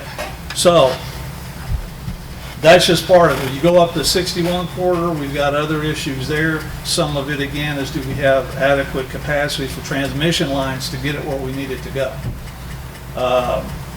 The water woes, we still need to be able to maximize what we have with our permit. We're getting closer, I'm glad to say. But we're also getting the benefit of this pressure study that will be completed at the end of September or into October. And it's already showing us some very interesting things that we're going to have to tackle. We've got a lot of backflows going on from one side of town to the other hydraulically, and we need to figure out how we're going to control that and stop that from happening. But that's what we're hoping, that we're going to get this kind of information out of this type of study, so it will point to these things that are going to be critical that we can control. Fire protection is definitely a #1 priority, and having adequate pressure in these areas. So I will spell all that out for you on this report that I'll be forwarded to you. So. I think you answered Councilman McDougal's question, and it's a good one, but there is no line that connects the North Plant to the West Plant, per se. Not the actual North wastewater treatment plant, per se. What capacity are we at the North Plant right now? 65%. Okay. And you're projecting that with... We're only permitted for 520,000 gallons at that facility. So again, one of these candidates that will be on this list of 30 will be, what would we have to do to the North Plant to get a little bit more capacity? Okay. Or the West Plant. So do that arithmetic again. If we can only go to 80% capacity, then that means we have 15 that we can grow, which is what? 75,000 gallons a day. Is that right? Mm-hmm. And 200 houses is going to do 30. It was going to do 52,000 on the water. You divide that, what is that? So 25,000. Right. So 25,000 into 75 means we have 3 years Correct. until That's that right. plant, 3 years from To today, hit that target. before that plant is full. And that plant, which got expanded a dozen years ago, and they denied that, so. And that is again 2020, which is the bullet year for the bond payment. So the crap's fixing to hit the fan. Literally. And so what Tom's describing is, you don't want to get so maxed out that you got nowhere to go. Well, see, and I guess that's, sitting out in the audience for years, I remember when we were under EPD mandate, and we were being fined almost every day, Every day, because, why were we being fined? overflow. From the North Platte? Correct? Correct, overflow. So you're saying that the Claiborne Street Station helped that situation? Yeah, it Okay. took about 320,000 gallons away from the plant, which is, if it's only 520,000, that's taking a lot of load off of it, over half. But it's gonna happen to us again in 2 It years. is, it is. If we build out there. We're on the clock. What's it gonna take to, That's what this engineering for moving the wastewater from. Right. what's it gonna That's part of that. take to do that, to get a line in, to move, to be able to operate the city off the west plant? We don't know. That, we don't know yet. That's one the thing we're gonna engineering. have That's to- what that we're gonna have to engineering piece explore would that. be, is somebody's gotta tell us practically how That to was do the whole that. idea of putting in that big expensive plant. Right. We just gotta That's do what a I better thought. job of getting more of the east flow Over to the west. west. And my second Well, comment is, well- you mentioned something I had never heard mentioned before, and that is that we have backflow issues, meaning the water's moving from a north to south direction and then suddenly from the south to north. Is that correct? Just to simplify. Yes. Okay. Knowing streams, since I trout fish, if that were to happen in a trout stream and the water started flowing back the other way, you would have cloudy, turbid water. That can be the end result of that. Anytime you have a reversal in flow, you get a disturbance in the pipeline, and it can scour the pipeline and loosen anything. that's in the pipe. So it is reasonable to assume that that's part of our problem with turbid water, especially in the Mirror Lake section of our town. Very well could be, Thank you. yes. Okay, any other questions? So you all were just getting our feeling about whether we'd want to move on this. Okay. Well, I think you get that. Tab C, Wait a minute, if getting our feeling, there's nothing's gonna come up to vote on for this Tuesday? who's going to do tab C? Nothing, okay. Nobody? I mean, I don't feel like we're at the point, That was just information only right now. yeah, it's just trying to get us all on the same page, and Pete's gotta have time to do this project list. Okay. But I didn't want to wait till the end, because this is related to the rate study. If they come back and give us a big sewer rate increase, it's not practical. But if we roll it out over 3 years to meet the 2020 bullet, then we don't have the CIP money we need to make all these changes. So this is like the happy medium. Bridging the gap. between, You're laying outside the plan. Going a Okay. big increase versus doing multiple increases, but still getting Pete's urgent projects done. Is someone going to do C? Yeah, who's going to do tab C? Chief, are you going to do C1? Contracts and agreements with various carriers? No, sir. Mr. City Manager's going to do it. No, sir.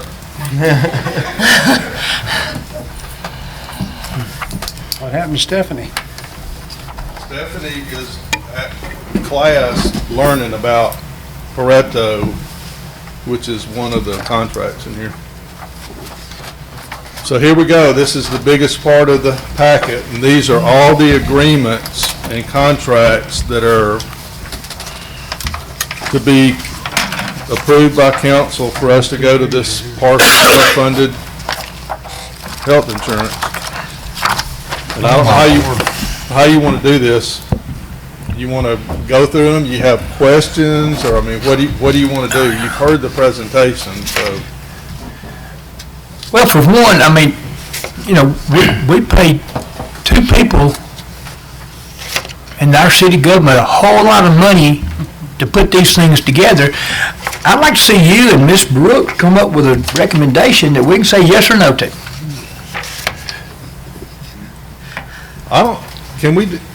Do we not have to approve each contract individually? We can approve them all as a group together if we Okay. want to, but I know David Mecklin is still looking over the contracts. They're very complex and very detailed. and Yes. he's having And voluminous. Yes, yeah. And he's having communications with the attorney that drafted the contracts, and so they're talking that over to get comfortable with them. How much time is he gonna need to do that? Until Tuesday at 4 o'clock or something, probably. Or maybe 5 o'clock. I don't know, I kind of agree with Verlin. I mean, we're policy setters. We hire people to help us under HR, right? Handles all this insurance. The reading a legal I can read the legal contract. I can look at it. I might notice something, but I don't have the expertise of the attorney. No, I'm relying on And so, David too. yeah, so I'm really looking at them. Our bottom line is how it's going to impact, how it's going to impact our employees. What's it going to cost them? What's it going to be the co-pays? You know, how much is, and then, of course, what's it costing the city? But we already covered all, we Yeah, covered all that. We've already given you the go-ahead, Right. so make it happen. You guys just need to officially approve or authorize me to sign the contracts. And we can't do that. Bring us until we a hear back document. from David. Well, we'd have to hear And back from I'm not David. comfortable even recommending it until David's happy Yeah. with it. 'Cause Okay. at the end of the day, if something goes south, David is the one representing us in a dispute over the contract. For the sake of the employees though, I would like for Stephanie or you or someone on staff to provide us with a cover sheet that we could look at, that has, you know, what is the current cost of insurance to an employee, base cost, you know, We have dental, that, I have that. and then how much it's gonna cost with this new plan. Right.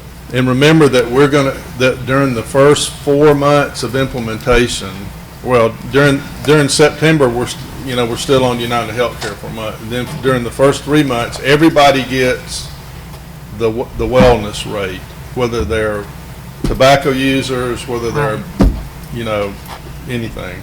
So we're giving people 3 months to get ready for a January 1 change in the rate. And basically what this is, for those watching us on TV in the crowd that may not remember, we're going to a self-funded medical insurance policy. Partially. Partially self-funded.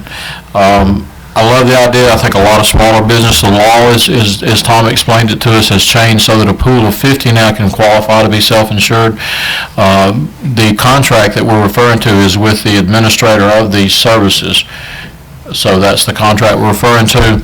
But basically what this will allow us to do, instead of paying a private insurance company, and all that money goes to them, if we have a good year, which we did this past year, I understand, then that money would go back into a fund that the city controls.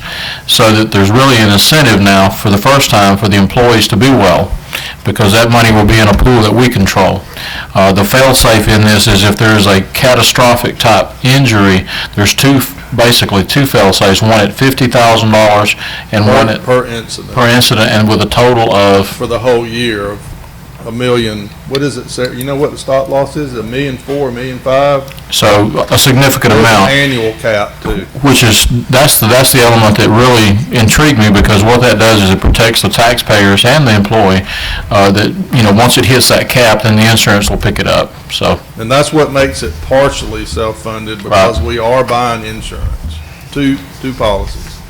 The genius of this that came from Wendell was that we're buying those two policies in a pool, which means that if we have a bad year,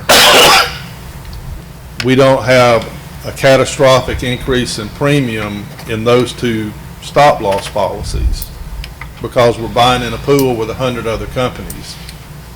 So you figure if half of us have bad years and half of us have good years, it balances out and the premiums sort of rock along with maybe a little bit of inflation, but nothing like what you would see in an insurance premium. And I think the bottom line to this is, this will be renewed every year.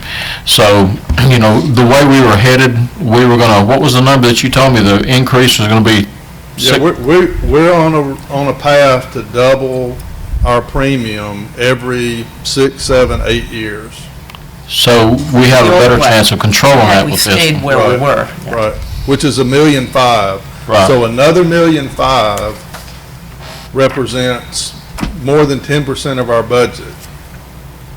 And if you think about it, in terms of the chief, you know, if a police officer costs us 50 grand loaded, $1.5 million, right, that's 30 Yeah. folks.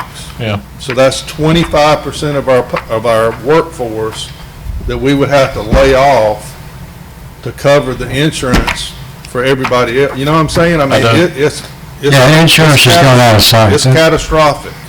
Yeah, we turned to this because the insurance is skyrocketing. Great idea. Okay, we're gonna do a summary on the cover for however many different policies are in here and whatever, and then we'll put some information in here also just for the employees so that it'll be public. Thank you, sir. Fold over almost half the book. Any other questions? Tab D. Chief, what kind of tie you got on there? What's it? Dallas Cowboys, sir. Dallas Cowboys. Just old fat police chief. So, mine are pretty simple, pretty short and sweet. The first one is we're looking to get a new bonding company on our list. It does have to come in front of you guys. We do the paperwork where they have to we do the backgrounds, get everything approved. It's the Verlin Best Bonding Company. No, sorry, it's the Best Bonding Company. My father was Verlin's company, I'd heard. I see it, see. Make sure you say that over and over and over. It is not my A conflict of interest. It is not my So you family can't company. vote, sir. But, Yeah, I Googled that and I thought that was Verlin's company. but we did get recommendations from both sheriffs that they do work with these with this bonding company, and everything's been very good with them, so we are willing to allow them to join our list. How many other people are on it? Somewhere between 6 and 8, I think, yes, sir. And we have a list that we leave it in our lobby if somebody's wanting to make and we change the order. We don't always leave one at the top. We always change it. It's fair for everybody. Any question on Verlin's company? Item 2, court condemned property. Yeah, that's where we're selling stuff that they have basically cleaned out the evidence room, stuff that is no longer relevant or needed or anything like that, things we've collected over time within the department that we don't need, and we're gonna sell them on gov deals. With the exception of firearms and... Sir? We don't sell firearms or anything. No, sir, we don't sell firearms. You know, I do get that question. Oh, yeah. We trade the firearms usually into a firearms dealer for equipment for our department. In fact, probably the last 2 or 3 times, we have gotten our new guns for just about nothing by doing that. Would you get all this together and carry it and then put it in the mayor's box and let him, observe this, make sure it's appropriate and Like the fog machine? yes, I mean, What? the pair of 10.5 Nike tennis shoes, I mean, It's just a lot of different. I'm as lost as y'all are. I don't have a clue what he's talking about. I guess he's talking about The stuff that's on the list. the best, yeah, exactly, that retaliation. thank you. Thank you. Easy enough. Tab E, community development. Before you start, Janet, I'm gonna say this again publicly next Tuesday, but thank you for coming back and staying a short time with us. We appreciate you coming here, and we wish you all the best in your new endeavors with that other place south of us down there. Thank you very much. Good afternoon, Mayor and Council. The first item I have tonight is an MOU readdressing Bankhead Highway. I think Douglas County came to y'all a few months ago and made a presentation about this readdressing, and this is just some MOU agreeing to that recommendation. Once that is signed, staff will be responsible for notifying these businesses and residences of the change of address. And the bottom line is to name the road one thing Exactly. instead of 8 names and the numbers and 911 responders, things like that, aren't getting lost trying to find people and the confusion. Correct. Okay. So this is only the Douglas County? Only the Douglas County portion of Highway 78. Is Carroll County gonna get in on that? I have not heard anything from Carroll County. I can certainly check into that. I would ask that Tom, if you will get with Chairman Smith, I think we've got a meeting with him coming up. That's something I would like us to look at, is dedicating the entire portion of Highway 78 through town, if that's something this council wants to do, Veterans Memorial Parkway. It makes sense. Veterans Memorial Highway. Yeah, I said Parkway, Highway. Whatever they call it, makes sense to have the same name always. Is that the desire of the council? It gets confusing when the road has 10 different names. Well, you know, I want us to have a Veterans Memorial Park here in Billerica, and we will hopefully one of these days. But I think this is a first step in honoring our veterans too. But it would affect a lot of businesses and places, so we'd have to get some input. They'd have to be notified and get some say. have to change all their... Well, Yeah, so- that's true, but part of what's happening here is it's already being changed Right. consistently Up. all the way up to that line. It only To the makes county sense line. Finish it that up. you continue it that way. At least And through the that's something for city. the county. We do have West Bankhead and East Bankhead. We have West Bankhead, we have Bankhead Highway, we have Highway 78. It We have just- trains. Carroll County was gonna finish up the deal. We even have East Montgomery. Yeah. Certainly the DDA needs to be involved in the process as well. So. Any other questions for item 1? If not, item 2, RA-03-17. This is a rezoning request by Humberto Melendez. Can we wait just a second? Yeah. You talk very low. Unless you want to yell. Right. Okay, Mr. Melendez wants to rezone his property. He's bought the 3 houses on Westview that have been boarded up for a while. I'm sure you all are familiar with which houses those are. He came to me wanting to split that lot, and when I inquired him about what he was going to do with those houses, he said he was going to make them residences. And I told him that with the current zoning, he could not allow people to live there because they're zoned commercial. He had not purchased the property yet, and I advised him that I felt like the zoning would need to stay commercial, but he wanted to go with commercial mixed use. The future land use is commercial mixed use, but the downtown master plan that the council adopted last year does designate that property as commercial. The planning commission heard this case Tuesday night, and they recommended approval of the rezoning. Planning staff recommended denial. What was the vote? Planning It was zoning? unanimous. Unanimous. I'm sorry? It was unanimous. Okay, the downtown renaissance plan that we all got together, what we want to happen, asks for mixed use in that area, correct?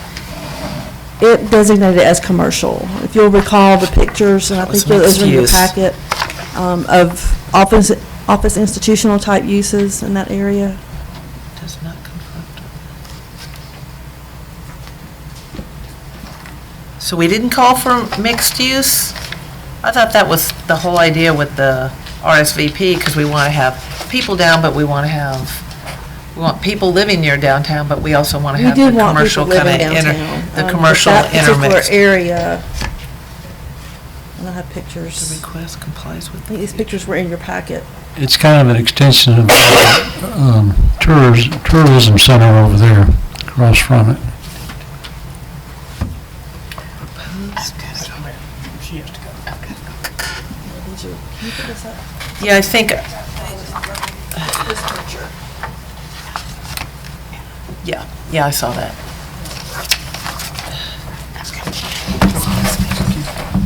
Okay, so if it were mixed use, it could be either. Correct. It could be residential, it could be the other. How many It people? could be both. Couldn't be either or. Well, the preferred mixed use is like retail residential in a two-story or multi-story structure. That's sort of what the ideal, Ideal. what's the word for that? I mean, that's the ultimate goal for downtown. Is for the structures to actually be mixed.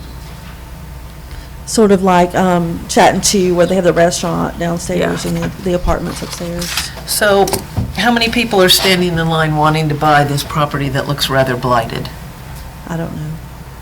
Does anybody else want to buy it? Because it looks sorry right now. And it's sitting there looking sorry for a long time. Now, I actually asked this man, I said, are you open to commercial on that? Because I think that's our desire, to have some commercial there based on that picture and all. And I believe he is, but people are only going to do what they think they can.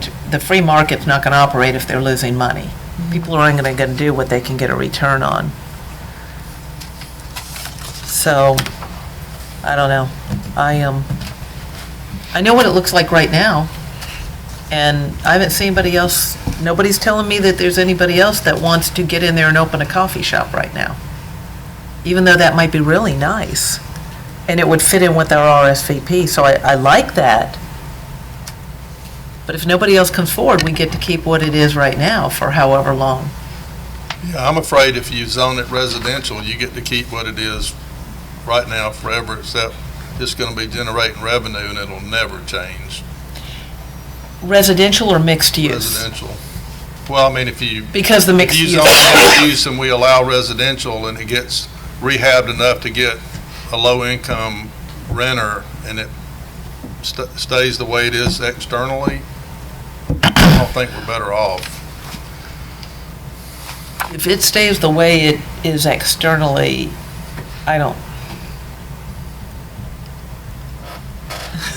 I could give them some input on that. Yeah. I'd have a problem We with wouldn't that. be happy with that. No, I'd have a problem with that. I think the city can express those concerns too. I think the city expressed the concern that they wanted it to stay commercial and that it wouldn't be used for residential before this application ever came in, right? So the staff is recommending denial, but the planning and zoning recommended approval. This is kind of like Here the from- goat problem. We wait till Tuesday to hear from planning and zoning, or? Well, typically we don't. We had somebody else who wanted to speak earlier, and I wouldn't let them, so That's what but I'm they saying. will be given a chance We're gonna wait next for Tuesday. Tuesday. Tuesday, we give the, And I think some of Commission chat. planning and zoning's decision had to do with the statements made by the applicant, that he would, you know, want to use it initially as residence and maybe in the future turn it into commercial, so. But I'll let planning and zoning talk about that on Tuesday. so I'm not sure I got a clear answer. This does not comply with our Renaissance plan. Commercial mixed use would not comply. So the answer is no. Right. So it complies with the older comprehensive plan, is that what Correct. that's called? Yeah. But that's not as updated as what we've now done with the Renaissance. So it complies with that one, it conflicts with what we would consider our more updated desires through the RSVP. Which designates retail office. This one kind of tugs at my heart. I mean, we're going to have to look at it seriously, but, Me too. I don't know if I agree with the idea that governments, if he's going to buy these properties and, nobody else, none of us are willing to step up and buy them, the cities can't buy them, and yet we're telling this person that wants to buy them that they can't use it for what it has been used for, which is residential. That kind of tugs at my heart a little bit, in the way I feel about government just in general, that, I don't know if we need to dictate all the time in this People situation. are going to do with their own property. Unless we're willing to step up and buy it ourselves, but at the same time, we have spent a considerable amount of time with this Renaissance plan, and I don't know if we need to step away from it completely, or we need to modify it. I'm not sure. Well, it's not just that plan. I mean, this is the zoning, right? It's commercial. It's zoned commercial, so we would need to rezone the property, not just this RSVP plan. Right. Not just that we would go against the plan they adopted last year, but we need to rezone the property, correct? That's what this asks for, rezoning. From commercial to downtown mixed use. So it's a little further, it's a little more than just what someone wanted to use it for. They knew what it was zoned for to start with. It has been purchased, right? As I believe he has already purchased it. But it did not include the lot downtown that has a fence around it. What about the lot downtown? It was not, that was not part of the deal. Right. The lot where the building. Further is going. discussion? Oh, that, yeah. No, I didn't think it involved that at all. Okay. Anybody else? Questions? Okay. Item 3, lease of the old Head Start property. This is going to be a presentation by Angela Guyton on Tuesday night. She wants to lease the old Head Start building to put a daycare center. I did reach out to Mrs. Guyton to confirm that she was still coming Tuesday night. I have not been in touch with her, so that may or may not get pulled off the agenda. Let me give you some history of that now, since I was involved in it for many years. That building has some very serious issues, drainage being the worst of them. And it also had a tree that fell on it recently, and the Well, the drainage issue comes off of city property in the back of that building. Okay. So, if we're gonna lease this out to anybody, we need to make sure on our part that we don't have mold issues that are a result of something we've done. When I say we, the water that comes off the city's property. I think we need to look at that. My understanding is that this building is owned city property. It is on It is. city Yes, property, it is. but the Building building, owned So, by someone not else. just from city property, but to city property. Agreed, but what I'm saying is if you make this a daycare center and you have water come into that building off of city property and there's a mold issue, we've got to deal with it. What is the building being used for right now? it's vacant right now. Yeah. It's vacant with a broken roof, huh? Right. It was a Head Start. It was a Head Start. The group Caffey out of LaGrange owns the building, and they are aware of the tree on the roof, and they're taking care of getting that repaired. I keep seeing addresses. Is this person in California? Are they planning on running this from California? Am I getting that? She's from What California. kind of deal have we got with this group? We own the land and they have the building. What kind of deal have we got? Predates all of us. Yeah, it predates Anybody all of know? us. Are we getting lease revenue out of it? I'm not sure. I'm nervous. Ring a bell, Sarah? You getting any lease revenue out of the old Head Start building? Not that you know of. So it's a building just sitting there, Contract. dilapidated, it sounds like. On our property. You know how far back that goes when the building was built? It's been there ever since before 2001, I know. That's when I came on with the city. It's been here since You got- at least 85, and at that time, there was a Head Start program involved with it. That's the reason there's no money taken in by the city from the Head Start program.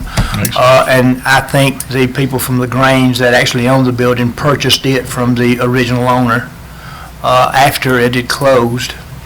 But it was a Head Start program funded by whoever funds Head Start programs. The city had no input in it, no nothing other than, I think they give them free electricity and water and sewer, I think. Then it closed, and just totally went away. There's about 11 and a half acres involved in the whole,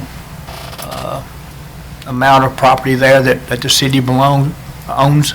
Part of that is basketball, court, the building, and then some 8 acres behind it.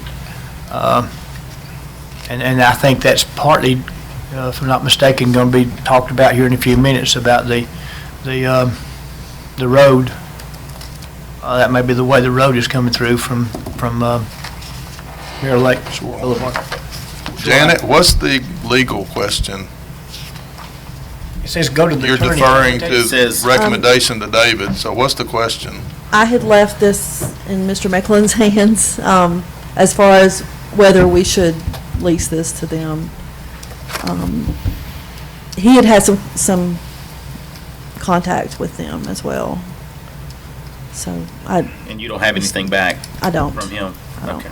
And it really if it involves the Mirror Lake Road, we got another problem there. Well, we just need to verify it. I mean, that's what I was told.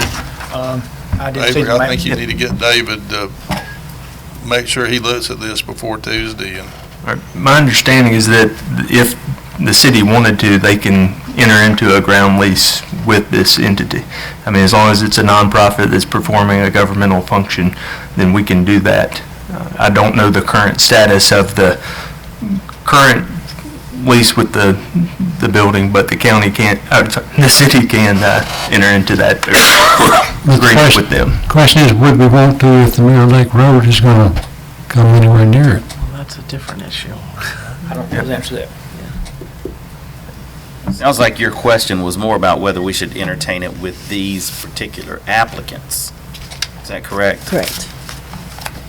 Okay. So we don't have enough information Yeah, right and now. like I said, Mrs. Guyton is asked to come make a presentation to the council. This needs to be integrated. So I don't know that we're going to have anything actually for y'all to vote on Tuesday, but she may be here, she may not. Again, I just urge caution, if somebody from staff needs to look at that building, because if we get in the renter business, if you've ever rented, then there are certain obligations that we will have. I think Do we have another use for that building? it's not our building. Yeah, it's not ours. It's our It's just our land. land. And you need to know whether or not the Mirror Lake Connector is going to be in the Yeah, way. it doesn't go down Cleckhorn, but it crosses, So you need to kind of take a good look at that and see if right. there's a problem there. Yeah, I don't know how far down Cleckhorn it is. It says CAFI is who owns the He building. owns the building. Okay, we'll talk to David before Tuesday. Okay. Item 4, development agreement with D.R. Horton Homes. This is an agreement, Mr. Mecklin drew this up and, well, actually, I think D.R. Horton may have drawn it up and Mr. Mecklin made some changes to it. This is an agreement for D.R. Horton to start building in the Falls. The Falls is that section of, it used to be Mirror Lake, but it's back behind Ashley Falls and Ashley Highlands. Part of it is gated off right now. This agreement would allow them to build homes that are a little different than what's in there now. But it does allow for some payment for topping of roads and other infrastructure. It allows for some what? Money for paving of roads. This is $2,500 per Oh, per lot. It's $35,000 lump sum For how towards the many paving lots? of the roads. I think there are 26. So what happened to the $2,500 per lot that Yeah, the the council impact. removed? I'm not sure. This was negotiated before I came back, so I'm kind of coming in on the tail Yeah, end of we it. got a copy of this agreement a few months ago. I think he was Yeah, in the negotiation. We discussed this with you guys a few months ago. So essentially, there were a couple of things that we were looking for that developer to do in terms of picking up those lots, forming a homeowners association to take over some of the other infrastructure that was in there.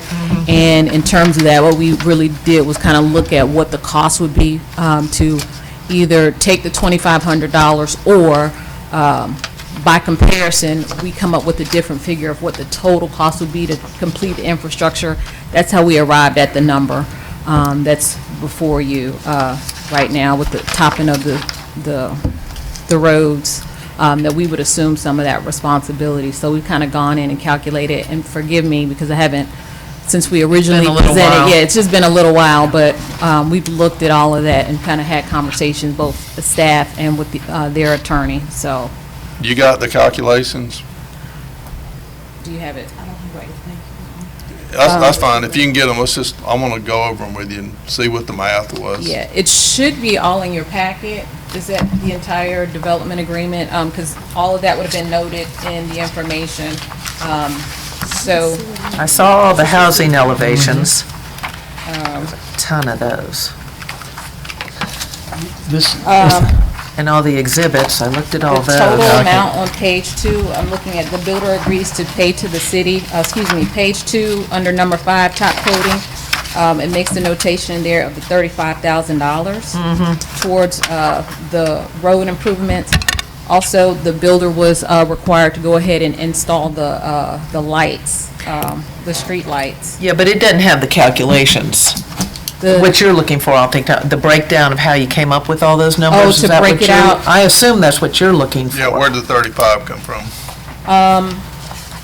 I'll come back and provide that information of what we've presented to you guys before, so you can kind of understand. Charlie, have you looked at that lately? You know how much road we're talking about topping?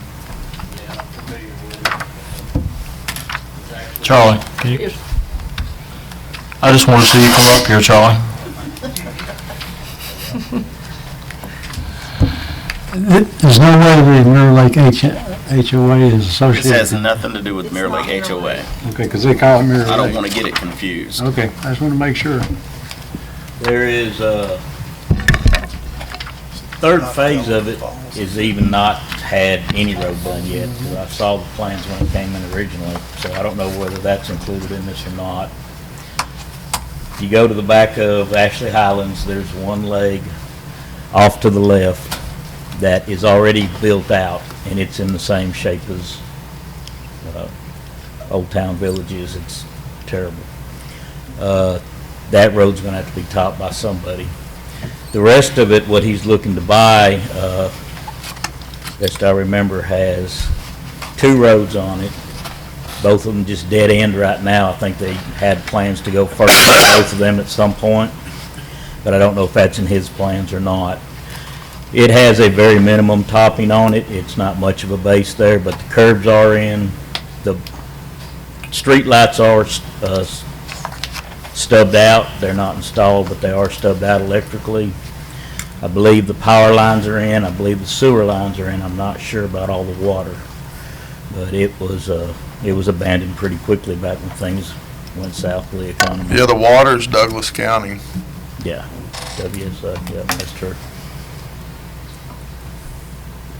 But with what I've seen with paving costs in the last few weeks, I don't think $35,000 would touch topping it. I don't either. That's why I'm asking. I don't think it'll even cover half of it. And especially if we have to go back and rebuild the base on that one road, the first road you mentioned. The first one is there's not much of it that's a solid road at all left of it. I think there's probably 10 to 12 homes on that road. Do you know how many total homes are there, Charlie? I don't for sure. I don't know how many lots are there right now. Oh, I mean lots, not just... Yeah, I'm not sure. If I was guessing, I'd say somewhere 30, 35. There's like 49 or 47 approved lots, and then I believe may have been like 12 homes that were built in this particular approved subdivision. There's some other ones other approved subdivisions besides that. The fall subdivision plat is what we're specifically discussing. So I just want to make sure that Yeah, and we're it's clear on broken up that. into 2 different sections, right? Right, but this That we're- particular phase is Yeah. specifically called the Falls subdivision, and it's platted with that name. So there's another thing called the Falls? No, but the first phase of, I forget that you have to come through, it's a subdivision with a different name. Yeah, I just want to make sure that we're. One of the 2 Ashleys. Right. And again, by comparison, when we looked at, and we had an outside engineer look at it just so that everyone's clear in terms of calculating what that total cost of going in, topping it off versus, again, what you would get at $2,500 a lot for those lots that haven't been built on. We compared the 2 to see what was going to actually be more beneficial.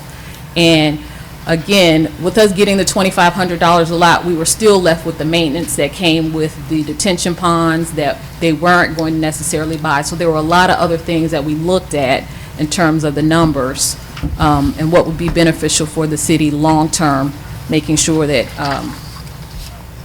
some other things certainly got completed and became the responsibilities of what would be the final homeowners association. Because this was months ago. This is when the other city manager, this was negotiated under him, correct? This was in April, May, Yeah, no, excuse me, this May. was- So Chief Mansour, I think was During the certainly in the interim. place, It was the but, interim, okay. yeah, we did quite a bit of conversation, between the developer and what we were looking for, and certainly Mecklin, had quite a bit of conversation, so we all worked together to. Well, I'd feel better if you looked at it. I don't want us to get stuck with agreeing to a certain amount of money and then it ends up costing us a whole lot more to do. Well, and I think those are David questions, but the one thing, and I thought Councilman Best was, Bail Bondsman Best was gonna bring this up, but, I wanna make sure because we're charging other developers that come in an assessment fee per lot, you know what I'm gonna ask. So I just wanna make sure that's consistent with what we're doing here, and I know Mr. Horton, this has been, I've seen the email back and forth thing, and it's just been going on a while, and I want him to be able to move into this city and develop those lots, because they're an eyesore right now. But at the same time, I want to make sure we're fair to all our developers that come in, and that he's paying whatever our other developers are paying as an assessment fee. Sure. I think, Tom, that's what you're saying, too. You want to see where that number come from. Yeah, because 34 lots is 85 grand. Right, we were just talking about that, and we never saw the calculations, but my understanding was that you all were working with David and the developer, and you all had decided based on a range of information that this was a good deal, because I've seen this deal before. Right. So I guess we'd like to see those calculations and, Come on down. Okay. We need more mics. uh-oh, You were hoping you wouldn't have to do that again, huh? oh, he loves being the center. The bail bond stuff was easy. This deal was brought to us, partly, the part that we liked about it was that they were gonna start the HOA, which they didn't really have to do, because they were coming into an already existing neighborhood. Then if we didn't have the HOA, then the banks or whoever would still be responsible for the retention ponds and things like that. So that was the attractive part, one of the attractive parts to us. Plus, they're giving us money for roadway, and they're willing to do the lighting and the sidewalks. And so that's why it was attractive to us. It's been a while. I mean, I Also the remember that, sidewalks. but it's been a while now. And the street lights themselves, because they're stubbed out, so that's gonna be part of that calculation we're gonna see. Correct. So again, think about it. We knew that $2,500 was not going to be enough to finish topping off the roads, putting the sidewalks in, and all the other calculations. I see what you're saying. I'll bring that back to you. And again, the And they detention said they do ponds. the sidewalks. Yes, and there They were said. other communal or open spaces. Right. That the bank still owned, that they were just coming in to buy the lots themselves. So They it were was gonna agree to take on those buy responsibilities all as of well. the open space and the detention ponds. That's a little- And thereby creating the homeowners See, that association. So changes we the went ahead to dynamic. Yeah. we wanted them to take all the open space in the detention pond, so, it was gonna be beneficial long-term for that community as well as us, because we don't want to push the city back into maintaining detention ponds in a lot of the subdivisions. So that was part of, our negotiation through that process. That gives a lot more light. That makes it more understandable. Thank But you. I'll get the information to you, of where we did the calculations. Okay. Because I remember some of that now, but that was Yeah. months ago. And I don't remember what I ate don't last remember night. all the benefits or. Thanks, guys. We'll give them a few minutes to clear out from the lectern up here. Group project. Crowd goes wild. Any other questions on item 4? Not tonight. Moving on to item 5, BA-04-17. This is a variance by D.R. Horton, and the first one that I'm bringing to you, item number 5, is for Northwoods. And this is for 3 lots that they want to build into the buffer, the stream buffer. There's a 25-foot state buffer, as you all know, for streams. The city has an additional 50-foot buffer, and then we have another 25-foot impervious buffer. There is an error on the second page of my staff report for this variance, in that this plat was recorded in November 2004. The ordinance was adopted in August of 2006. So the ordinance was adopted after this plat was recorded. Okay, which page am I looking at that I need to The change? second that? page of the Okay. staff report. All right, I'm on the second page, where? So they are not infringing into the stream buffer, just the additional buffer. Right, they're not infringing into the state buffer, just State's the 25. the city 50-foot buffer as well as the 25-foot impervious You're buffer. saying they recorded this before we had this ordinance? Right, They already had this recorded? They or the previous? the previous. The plat was recorded by the previous developer Now, the May 207, which date are we changing here? to November 2004, November 2004. before the adoption of the ordinance. Got it. So you want to let them in the 25, but not in the 50? I want to let Not them into necessarily. 25. In certain places. In certain places. It's complicated. I want to let them into 25 on lot 37, but I don't want to let them into either buffer on 36 and 38. Can you tell me why? Well, if you look back at my staff report, and I took the language from the ordinance about the numerous benefits of buffers, of stream buffers. There are 11 items there that, the reason that you all put this buffer requirement in the ordinance. And those are the reasons why I would not recommend getting into our 50-foot stream buffer. Obviously, the state doesn't care because they only have 25 feet. I'm sorry. No, well, here's the thing. We could go either way and be okay. Because according to the rules we use for granting this, we have to take into consideration, will it substantially conflict with the buffer requirements established by the Unified Development? Then it says there's exceptional conditions. We need to consider if this puts an undue hardship on the person who owns the property. Can they derive a measurable, reasonable use of the property without approval of this variance? And we're being told they can't, at least on those. If you look at the second page of my staff report at the top, item G, in the event the basis or reason for the appeal was due to circumstances or situation not created by the applicant, Yeah. the council may approve a variance applying B above only, which is the exceptional condition or the undue hardship. Yeah. Okay, so then we just want to look at B. It would prohibit development of this land unless the variance is granted. The exceptional conditions and hardship.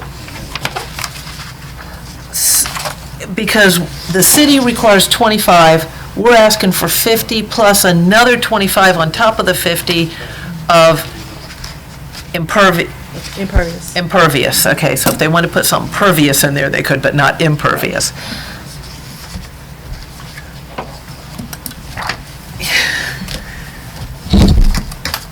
You got to convince me, and it also said that it wouldn't hurt, with all these studies I read last night, this was fun. There was no concern for safety, welfare, health of people. I'm not convinced that letting them go by what the state, which this was approved for at one time, it was approved with the 25-foot state, but we put in a new ordinance. Now, we couldn't do it to the old person probably, right? But now we can, I don't want to use the word inflict. Impose on this new one. I feel like using inflict, but that's just the part of me that says, why don't we let people, unless we can show that it's gonna safety, health, welfare of people, or it's going to hurt the stream, why don't we let them have the use of this property and gain, because they can't use it otherwise. It can't be built on. Somebody, at least for me, I don't know how, I need to be convinced that there's harm, because they do have a reason to ask for it, because otherwise they can't derive anything from those pieces of property. You agree with that? Is that true, Janet? No, she doesn't. Well, no, do they still have Well, use? whether Can they they build a build? barn or Can they build there? They could build on 2 of these lots, but not that third one, the 37. So 37, they would lose Use. Use, right. So why are they asking for a variance on one of the other two then? They're asking for a variance on all three. I know, but if they can build on one of those, I'm just saying, if the variance is granted, you all could Oh. build on it, but 36 and 38 can be Without- built on if you, if you grant, all of your recommendations, If you- 37 can. correct. Gotcha. Denial of the variance. It does get a little tricky on that one part where it says to deny something but approve something else. But if we grant the application, they can build on all three, 36, 37, and 38? Okay. And that wouldn't violate any of our waterways, our drinking waters, or anything to do with the state, or any of those? No. No impact? No. Okay. Just out of curiosity, is it already stubbed up? I think so. So is this lot stubbed up? I couldn't say for sure. I Right. wrote out there, but I don't remember. It would make sense that it was if it was permitted back when it was originally, right? Well, It if would. it is, I could go back and see. Yeah, I mean, that's That's a whole different animal. It is, yeah. If they've already stubbed them up, It was I somebody can't even, else, though. well, but still. I can go It'd be check hard before for me she to, said. Yeah, we need more answers on it. That's why I thought it might be helpful. I didn't know if we had access to get out there and look around, or we don't have any access, or can we see what we're talking about? Sometimes it helps. They're pretty grown up. I wrote out there, and they're grown up. Yeah, I think it would be helpful for me anyway to know whether it was No. already stubbed up. Okay. I mean, I can find out. Vicky, what are you thinking? I'm thinking that it is because the plat's approved. Yeah. You wouldn't have been able to get the plat approved without doing the required improvements. Right. Well, you would think that. Charlie, you know this one? Okay. I mean, do you ever feel like we torture these people? What was, this stream survey thing, is that like a required thing, or did they do that as an extra to try to convince us or something? That's the best way I know how to word it. Was that a selling tactic? It's typical for areas like this. Do they always do this? Okay, so that would be automatic. I'm sorry, I didn't mean for it to sound the way it did. I just started looking at all these things required, and, you know, I'm not a builder, but I was reading those nice little stream things and trying to get the gist of, were we harming something? Right. You know, Right. if we allowed them to do this. So the next item is a similar request, but it's for the development across the street, south at Mirror Lake. On this one, my staff report is correct. The ordinance was passed in 8/106. The plat was approved in May of 2007. So this plat came about after our ordinance was passed. And again, I'm recommending denial on some of these and approval on some of the others, based on how far into the 50-foot buffer it goes. I'll make sure I'm on the right page again. And I can certainly visit this property again to check to see if it's stubbed up. okay, same thing here. You approved the variance for lots 28, 29, 31, 34, 35, but you denied 30, 32, 36, 26, and 37. Do those two that I just mentioned that you denied, are those on the 25-foot state stream buffer? No, Are they none in our of these impervious are in buffer? the 25-foot state buffer. We can't issue a variance. No, I know we don't that. allow I variances for those. wanted to know. And same question there, are these already stubbed up? That's just something I want to know. And I'll find out before Tuesday. This is the Northwoods? This is Southwoods. I'm sorry. Across the street. well, no, it's back down the street. The other one's Northwoods. Back down and Well, across yeah, Mirror Lake. there's part of Parkway, it. Yeah. Over there, though. The first one is Northwoods. Sorry, I get the name. It's okay. This is Southwood. Northwoods is a lot smaller than Southwoods. Any other questions? Okay, moving on. Tab F, Parks and Recreation.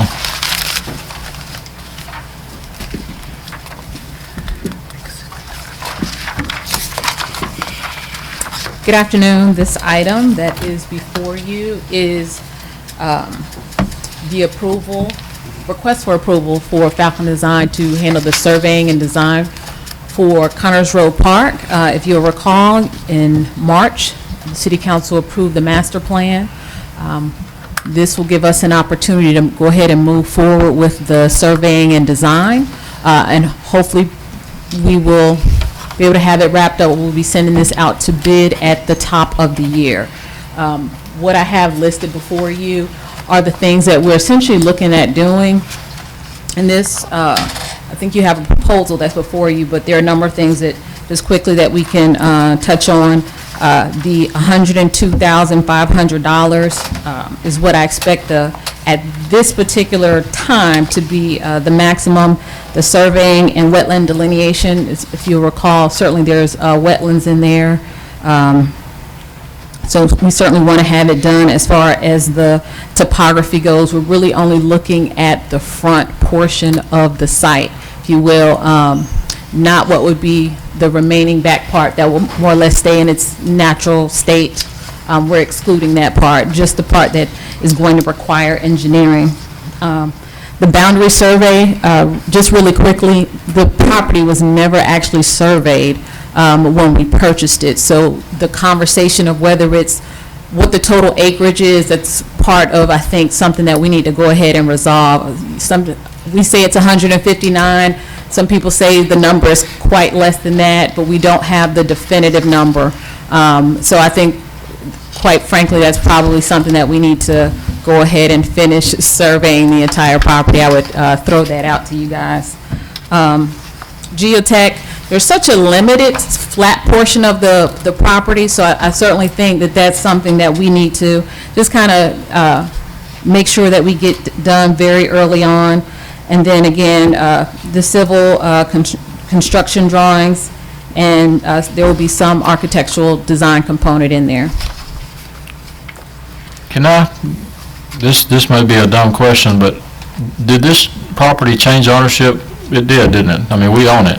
We own it. It was donated to us. But how do we own it, and we don't even have a boundary survey? We don't even know how many acres it is. It was just given to us. That's a good We question. were told it was 159. Yeah. We should have You had accepted the plat? Well, I mean, it wasn't necessarily, I don't know if it was platted. This kind of happened right when I was coming to the city, so I don't necessarily have all the details at that time, but certainly what I was told was that there wasn't a boundary survey that had been performed with the donation of this property to the city. Is that normal? There could have been a meets and bounds description or a even more general description that described it as going to somebody's property or going to this tree or something like that, and not necessarily have a survey attached to it. So my recommendation is we do the boundary survey and the geo first, and not spend the other money until we get that back and we're happy. How about, If the geo comes back bad, Right, we have Doing such a the- limited doing the portion, and I topo think you guys know that. would be a waste of money to me. You know what I'm saying? how about we call the people who donated this and ask them for a survey? I mean, The tree people. I think we're 2 years down the road. It really doesn't matter. They still got Gave to it to us. prove that they own the property that they give to the city of Villa Rica. And I know that there's houses on both sides of it. So they had to survey it to know how much property they own to be able to give to us. That's not true. Avery, maybe you'll speak to that. Typically, property changes hands if there's no survey done. Right, and you can have a lot of old descriptions. I deal with properties all the time that don't have a survey, and you don't necessarily know the boundaries, and when we're issuing title insurance policies, we make exceptions to that, or if we're doing a certificate of title, we'll accept to that and say we're not certifying a certain number of acreage or the boundaries unless you get a survey, and then we review that along with it. And typically, you're going to want to do that because it's good, and you can develop a better legal description so you know exactly where those boundary lines lie. But to the point, though, we still do need a survey. And we should have had a survey. That should have been done. Whether or not the previous owner has one or not, that's up in the air. I mean, my guess is they don't. They would really have no reason to have that. Well, I would say individually, you're probably correct, but this is supposed to be a nationally known company that does this. They do it in mass. They do a lot of them. It doesn't matter, I'm just saying, there would be just another way of, I agree with you, we need a survey. Need one. But it would just allow us to understand exactly what we're looking for when our survey And what comes we have back, out there. contested if we need to. I realize this was budgeted for this year, but I'm concerned about this park being some sort of money pit. I want a Passett Park. I think that's a wonderful thing to get to. So one of my questions was going to be, is that number set in stone, or is that number going to change? And as our city manager, Tom, would you feel more comfortable with doing this sort of thing once we had an engineer on board? If we get an engineer on board, make any difference at all at looking at any of this stuff? No, but if you want to do something about the cash flow, then you do the boundary survey and the geotech right now, and we wait on the other three pieces till y'all are happy with the result and you're ready to spend the money. Because we're not going to get that information from companies we hire. It's to their benefit to do it, whatever we want done. Okay, how do I say that? It's not in their best interest to save us money. I want to know who's going to watch out for us. Well, here, I've got a couple of questions. And maybe that's Number what you're one- talking about, what to do As far as first. doing the survey, Well, and I just want to know that we have a good boundary survey and that it's what was represented. And the geotech tells us we have a buildable flat area as opposed to an unbuildable flat area. And how much does that cost? We've specialized in building on unbuildable sites. right. It just cost us a mint. So we've itemized it here. If, just so, if you're looking at your sheet, we've kind of itemized it. The geotech would come first, and the survey would have to be done. You have to do those first anyway before you begin design, so. The boundary survey there? The boundary survey and the geotechnical, yes. So these aren't necessarily in any particular order, but you have to do, you got to survey first, and then you would do the geotech before you really do any of these other things here. I've got three comments. Number one, I attended all but one of those charrettes that we had, and we had conceptual plans. If we didn't have a survey, we didn't know how much we owned, how do we know where everything was? Again, it's conceptual. What you have is you can pull parcel data down, but you would still, before you go in and do any kind of design or something, you would kind of firm up what the boundaries are. So I wouldn't master plan my neighborhood, I'd master plan my yard. So, I mean, that's just a question. That's to me, it surprised me. Number two, once we get the second element of this, then we're going to make a decision of where we're going to put everything. But we've already had these, meetings, and we've told people basically how everything's going to be laid out when we don't even know really whether we can build on it or not, right? technically so. All we've done at this point is lay out conceptually what the community would like to see, and then moving from concept to implementation. These are the things that you have to do to ultimately implement. Like, is this going to be feasible, and where do we have to make some changes? I would be fine with y'all asking us to change this to the 2 items for Tuesday night. That would be better for me. I think that is. Boundary. Why don't you do that? We get the results, and then we figure out when y'all are ready to go to the next part, and then we go to the next part. And that's my last 2 comments I want to make. Number one, to Councilman McPherson's point, this is Douglas County SPOS money. Yes. Yep. We have needs, and I understand, I have received emails, and I understand that this is a want, this is not a need at this point, but this is money that was allotted and was on the ballot for the Douglas County SPOS. So we can't take this money and transfer it to water and sewer issues in Carroll County. I just wanted to make that point. And the second thing is, realizing that this is going to cost us, by these estimates, some $26,000, are we locked into using Falcon Design, or do we want to bid this out and try to get a better price on it, or why are we using Falcon Design exclusively? Well, we talked about this just simply because they've been there from the beginning. Sometimes it does they pulled a lot of the data when we went ahead and started the conceptual layout. So we thought it would probably be the best and easiest transition to move into surveying and design for the park. So. Do we own the stuff we've done so far? With whoever we've used, whatever? The conceptual drawings? No, do we, if we decided to bid this out, who owns everything that's been done so far? Does the city own that or Falcon Design? The city owns the conceptual designs. I mean, they've just done conceptual layouts, but in terms of the information that they pulled from a lot of the topography information, I would certainly say to help It's with the design. Yeah. And I would just, Mr. City Manager, looking forward, I don't know if we can, unwind the clock, but looking forward, if we're going to use a firm for this, I mean, I understand, and I knew that was the answer to the question, that they had done the preliminary and all that, the site plans, and then done all these charrettes and everything. In the future, can we bid this out? Because I don't want us to get, I don't know how many hundreds of thousands of dollars we're going to be into with Falcon Design on this, and this is not a slam on Falcon Design, but there's an approach to this. You just said it. The charrettes, the public input, all those things are part of a process, but that also includes boundary surveys, geotechnical surveys, all the elements.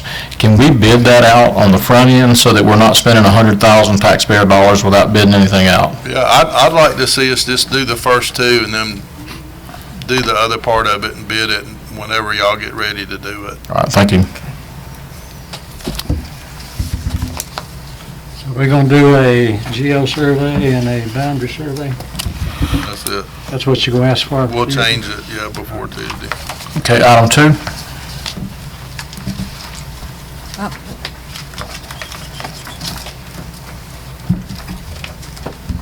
The item that's before you next is a recommendation on services to rebuild the tennis courts at Goldust Park.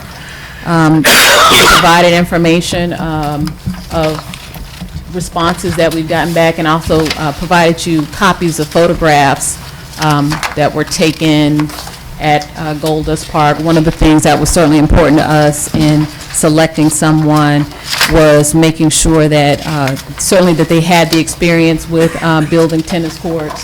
So we ensured that those responses were from those that were certified tennis court builders. Also in the packet of information, there is just a list of references as well that we've gone and certainly contacted those who have worked with the company, Signature Tennis Courts. So this would be, just so that everyone understands, a complete rebuild of the tennis courts. That's my question. What is the difference between repairing and rebuilding? I mean, obviously, it's more significant if you're rebuilding, but how'd we decide what we needed to do? I mean, I can tell by the pictures that there's a problem. Right. You know. We got out and we had we started our conversations last year with reaching out and kind of learning and studying what the process is. There is usually 2 options, and one of the reasons why we chose this. The other most common option, you'll have a lot of contractors that will come and build on top of your existing surface. And essentially, it's almost like the same specs, if you will, where they come in, bring in the crusher run, they build up the base 4 inches, and then come back over that with another 2 inches. They build concrete curb around it. The problem that I saw with that is I was not going to be comfortable enough with what those subsurface conditions were, and I thought it'd be more appropriate to, and those that we talked to, they actually came back at the same prices, like, hey, we'll do it both ways for the same price. I felt more comfortable with, hey, let's go ahead and clear all of this out so we know exactly what is underlying the base that we're going to be building off of. So we'll come in and we'll level that out. You know, again, building on top of existing tennis courts, they call that slip sheet reconstruction. I just was not confident of So knowing. build or repair was the same cost? Right. You ever been to a tennis court where the gate doesn't open up good and it drags in the Yeah. surface? That's from doing it the other way, right? And then you don't adjust the gate up, but you're making the surface higher and higher and higher. Right. So the Been on better long-run Been on approach some is to roads on redo that it, too. keep it where it was. Yeah, it's the same principle as not milling before you top coat. Yeah. Okay, on the, And then there's like a drop down to people's driveway too. Yep, but the cost is about right. We did 2 basketball courts and 2 tennis courts for $100,000, so 75 apiece, and that's what this is. it's on the agenda, approval for RFP for experienced tennis court builders, but it looks like you've already gotten 2 bids on the tennis courts. I'm not sure the wording that she chose. What are you talking about?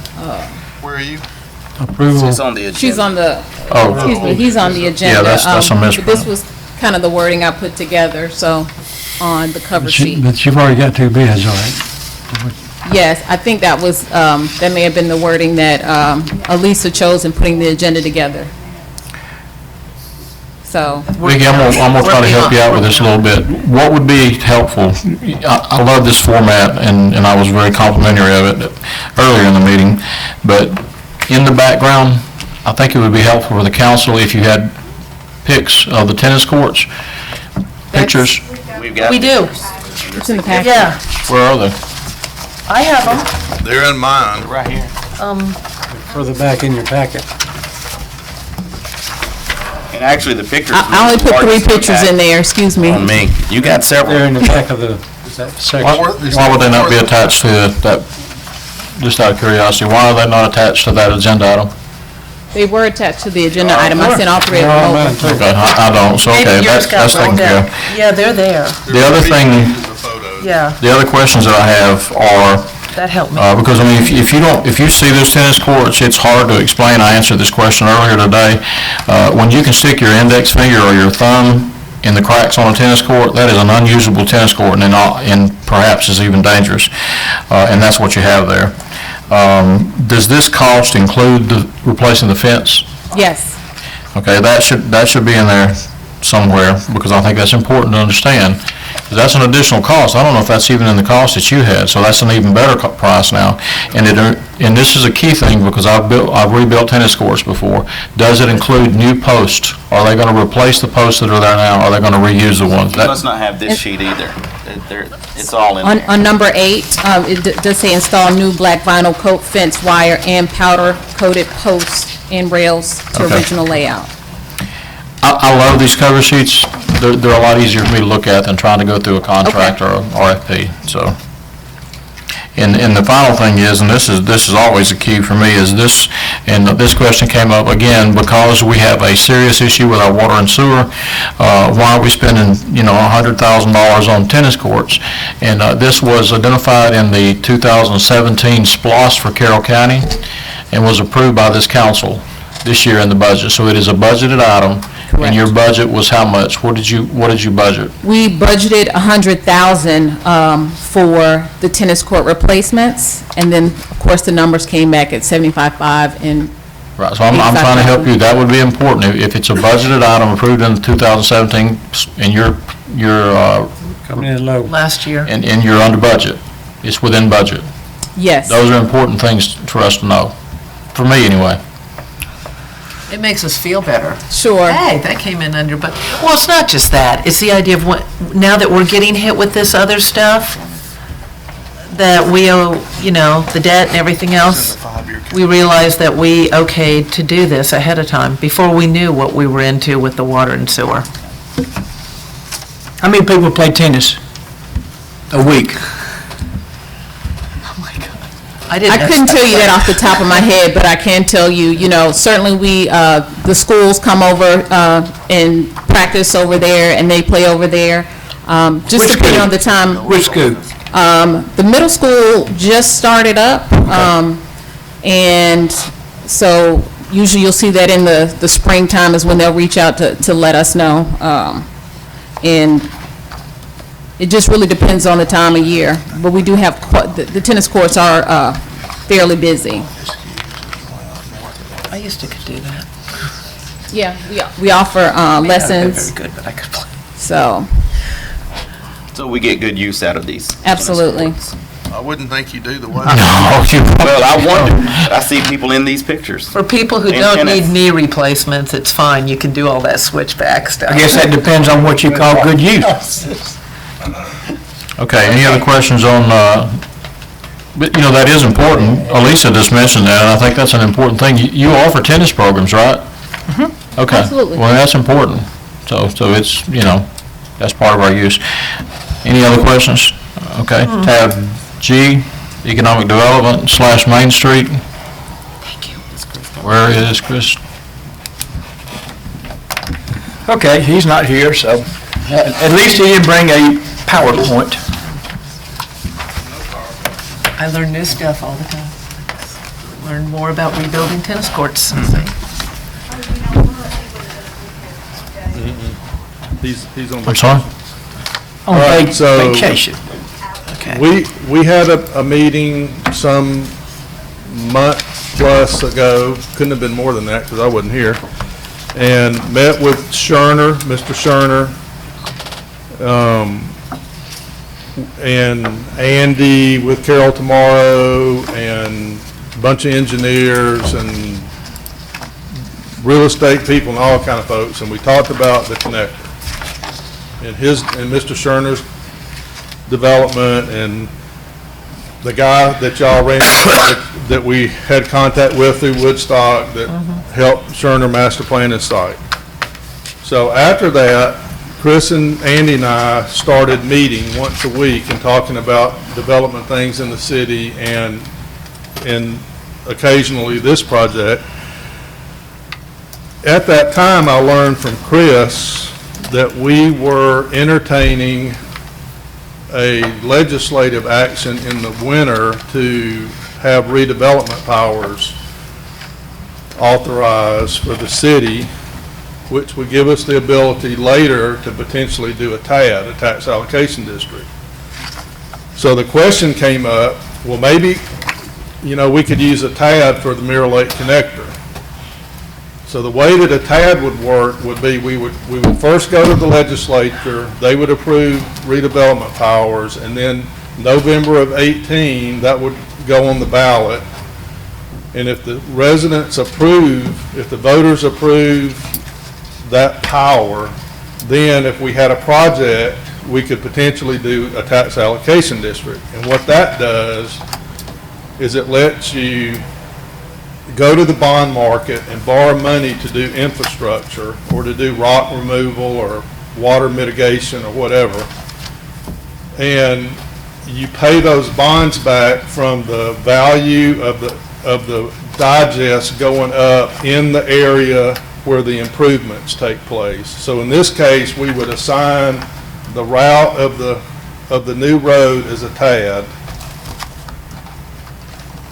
We would borrow the money to put in the road and put in the water and the sewer line, right? So we'd issue bonds, we'd do the construction, and then whatever the value of that property was before we start the work, that money still goes to the city, the county, and the school system, that tax revenue. But all the increment, the increase in value, that property tax from at least the city and the county, if not also the school system, if we can get them on board, that would go to pay the bonds back. So then we started looking at, well, what's that number? So we started estimating the cost of the road and the utilities, and then backed into what's the bond payment, and then backed into, well, what's the digest got to be? You follow the logic of that? Right. Nasty number, right? Because the road's expensive and the water line's expensive, so Scherner doesn't cut it, right? So based on Mr. Scherner's project, we're not doing Mirror Lake Connector, right? If that's all there was to it, because there's not enough increment there. There's that project would be valuable, but not relative to. All right, so then the idea was, well, we need to do more than that. We need to build Scherner all the way to 78. You know, all the way to the mill. So here we go. So what we're recommending is we go back to the guy that did the Scherner development conceptual, and we hire him to come back and look at the whole route so that we can answer the question, can we build it and pay for it? Completely without the general fund, right? Because is that not the goal? Yes. The goal here is, even Mr. Best, Councilman Best might vote for this if it self-funds, right? So the goal is to have somebody that's in the business tell us how that corridor might develop, and then we can estimate the digest and back into all the arithmetic and tell, you know, does Mirror Lake, is it profitable in the long run, and is it self-funding in the short run, which might be a 10-year bond. So millions for the road, another million or two or whatever, or three for the utilities. We got a potential parking deck that could be involved in this that might be potentially funded by this thing. But for all that to happen, whatever builds along Mirror Lake Connector has got to really rock. I mean, it's got to be some serious digest. Okay, I understood that it also included the development along with the Mirror Lake Connector, the TAD. Everything included in the TAD included, is that not correct? It's only the development in the tax allocation district, which is a group of parcels that we identify. Right, but I think, what I think I heard you say was it only included the connector, but it also Yeah, includes... it's not the road. It's the parcels on Everything either around. side of the road. Okay. And maybe even more than that, and maybe other roads. Right, but we've got to come up with enough to help pay for this bond. So this is just arithmetic. You know, does the arithmetic work so that we could spend the money to build this road, issue the bonds, make the payments, and do that from the value increase of what builds over a period of time that we live with? Okay, and the process would be that he builds this he designs this additional connecting piece, and then it goes out and we try to get developers to buy into this concept. At no point have we spent any money at that point. When do we issue the bonds or advertise for the bonds? You're going to issue the bonds before you build the road. Okay, so that leads me to my other question. What happens if then it doesn't happen? I've never been involved in one that didn't work, so I honestly don't know. I've never done it, but we can go try to find one and see where the guarantee is, because there's going to be guarantees behind the bond, just like the bonds we did for the sewer plant. I think, but if you look at the really good ones, Atlantic Station is like the poster child, right? Mm. Where you had an old steel mill and you had environmental remediation and you had all that, you know, brownfield, you know, gray field or whatever you call it. They went in and they issued bonds. They did all the remediation, and then, I mean, think about the density of Atlantic Station and what that increment was, because you went from a dilapidated steel mill, even though the land was really valuable, you couldn't get to it and do anything with it because you had a steel mill in the way, right?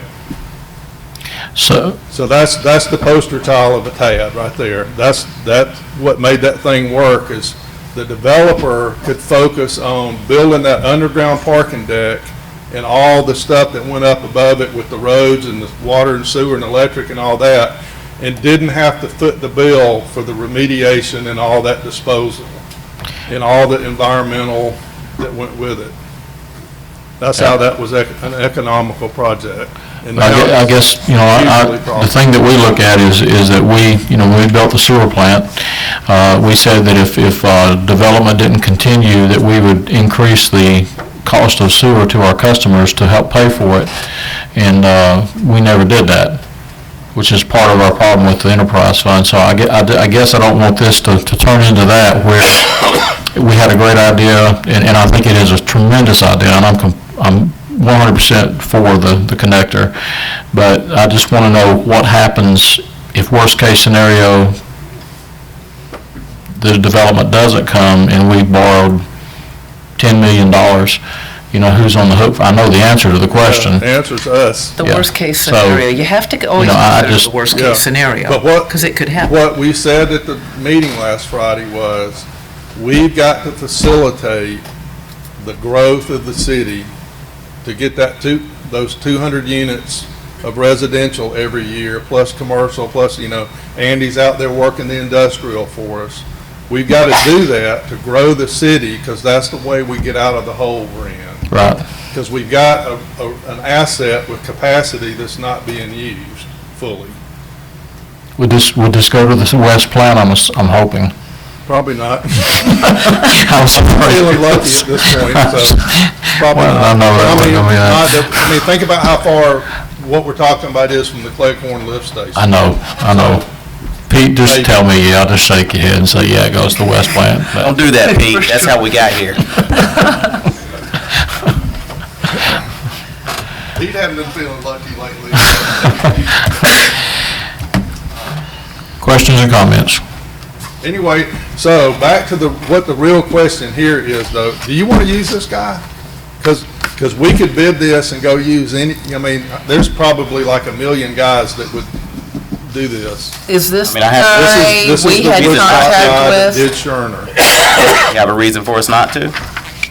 No, but I mean, I'm just sort of following the train of thought, you know. Well, you know, there's a difference in $10,000 and 100 and something thousand. I got that. So, I got that, and I'm more relationship driven in this than I am money driven.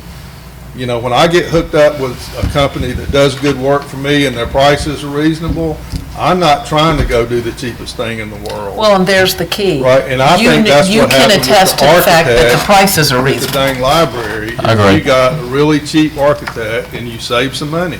yeah, you get what you pay for. And I will say this, In the I end, mean, we didn't save money. I think experience is a good teacher. And would you say that this person not only brings his expertise as far as designing this, but just his reputation? If he builds it, people recognize that. Is that a fair statement? Y'all seem to like Woodstock. Yeah. I mean, would you lot of not say people that, are Vicki? talking about Woodstock. That this person's, when he builds it, when he designs it, people tend to gravitate to it, in my experience, looking at some of his developments. I think that's a part to it. A little scary. What did we spend $240-something thousand on here a month or two ago It's 267,000 Yeah, on 267. construction plans on construction plans? for the road. Okay, thank you. Was that Keck and Wood? No, that was, who's doing Mirror Lake? It's not kicking. No, it's not Kegwood. BM and K? Is that who you're thinking of? That That sounds, sounds right. that sounds right. I don't have it in front of me. It's Okay. not Keck. What, any questions on that? Though that's, No, I think this whole thing is being very well thought out, and you know, I'm a proponent of this plan, but I'm also a proponent of making good decisions and knowing what you're getting into. So I like this TAD idea. we may be spending 11, whatever this is, 11,660. to tell us no. Right? But if no, the But it's answer- better to, Yeah, yeah. man, let's- It's kind of let's like get- getting the let's get inspection on the told house no before you buy it. one time You spend is- some money, Instead of but building a $5 or $6 million road and not be able to, you know, not be able to pay for it. That's right. Thank you, sir. Okay, and we have added tab I, item 1, and that is Spring Lake mitigation. As many of y'all are aware, we put money in the budget this year to mitigate the old inert landfill that was at Spring Lake for many, many years, since before I started with the city. And we haven't, to my knowledge, we haven't done anything this year on that, and I think we are under mandate to do something. So what is the game plan? I'm pretending it doesn't exist right now. I'm not. Yeah, so That Pete didn't and I have worked on this, Vicki and I have talked about it. The most recent thing that I did was I contacted a guy to pursue the idea of the grinder and the tub grinder and the chipper and all that. He put me on to another guy, so I'm going down that track to see if there's anything real to that. And then Pete has, I don't remember, Pete, did you talk to somebody that told us that EPD didn't have that outstanding anymore, or was that Russ? I heard that from, Yeah, okay, so Russ told us that it's not on their radar anymore. So something happened either internally with them and all their turnover, or something. We don't even understand it. Pete has a quizzical look on his face every time he talks about it, because he doesn't understand it either. But anyway, so we're not under any official heat right now, but I mean, we got to go clean it up. So we're pursuing the cleanup using what's happening over there on 61 as maybe an opportunity Well, that's what I was to going to move look it. at. Yeah. So That's the reason I even put this in here. So we do have something in writing, though, that tells us that we're under EPD mandate to do something, correct? I don't. I'm assuming we do, since We were led to believe that we had certain amount of time, we had to comply, there's things we had to do, we were. You have something in writing, Peter, Steps. Vicki? Pete, do you? well, we put it over to David to take a look at, or share with us what he had. Right. And there was a document that he emailed that showed that there was the way I understand it, we approached the state, and the city hired somebody to propose a corrective action plan to the state. We weren't under a consent order or anything like that, or any particular timeline that they dictated. However, in a good faith effort, the city did commit in writing that we would spend this amount of money over a period of time to go ahead and remediate the site to a certain extent. If we can reuse some of the inert material, recycle some of that, we could do that. But some asphalt or concrete that may be there, that would be a material that would probably have to be removed and that sort of thing. But I don't know why this person with land protection who oversees these things thought that there was a non-issue. We originally went in and did 40 core samples, which was taking a backhoe out there and digging 40 holes and seeing what was in that material that was dug up. And then and that was actually identified, sent to EPD, and they told them what areas on the property this was and what was in each one of these holes. And then we came back and we said that we would do some remediation effort. All the stuff that has to be hauled off that's not inert, then they're requiring load tickets and that kind of thing. And I don't think we've generated any of that today that I'm aware of. And that's just correspondence that David shared that I've read. How much money was put in how much did the council approve to do something over there this year? This year? Yeah. I think it was 100 grand, yeah. $100,000. No, we don't have anything in writing. It was just, we called the EPD, We self-reported, right? we self-reported. Yeah, because the philosophy was that it's better to go and say, hey, we have a problem, than to get caught by EPD and them go, look what you've done. Evidence of that. I get that, but what, I want to see a document that says what we're going to do. First of all, let me address asphalt, since I'm in that. Asphalt is the most recycled material in the world. If it's poisonous, then we're all in trouble, because the roads are all asphalt. So my simple question when I talked to Tom was, there has to be I don't want to see us pay folks in hazmat suits to come out here and dig concrete and asphalt up and put it on a dump truck and carry it to Woodstock and bury it in a landfill. And That's pay for it. nonsense. And pay for it to do that too. And pay for A lot. it. If the remediation is that we need to dig the concrete and asphalt up, separate it from the inert material, which is the mulch, haul the mulch off to the landfill, or spread it out Or in the chip park, it. right, then that's a game plan. I don't see that. That's what I want to see. Yeah, that's what we're pursuing, to see if we can find somebody that's got the gear to do that mobile. And the other thing is, we have an excellent opportunity right now to take that material to Highway 61 at the end of South Carroll Road and put it somewhere, and guess what? Bury it again. Or grind it up and let them come get it, or do something with it. All I want to see, but now I'm hearing that there's not even, because I was told that that we were under, you were there also, that we were under a mandate to do something this year with that landfill, and now I'm hearing that that's not the case. Is that correct?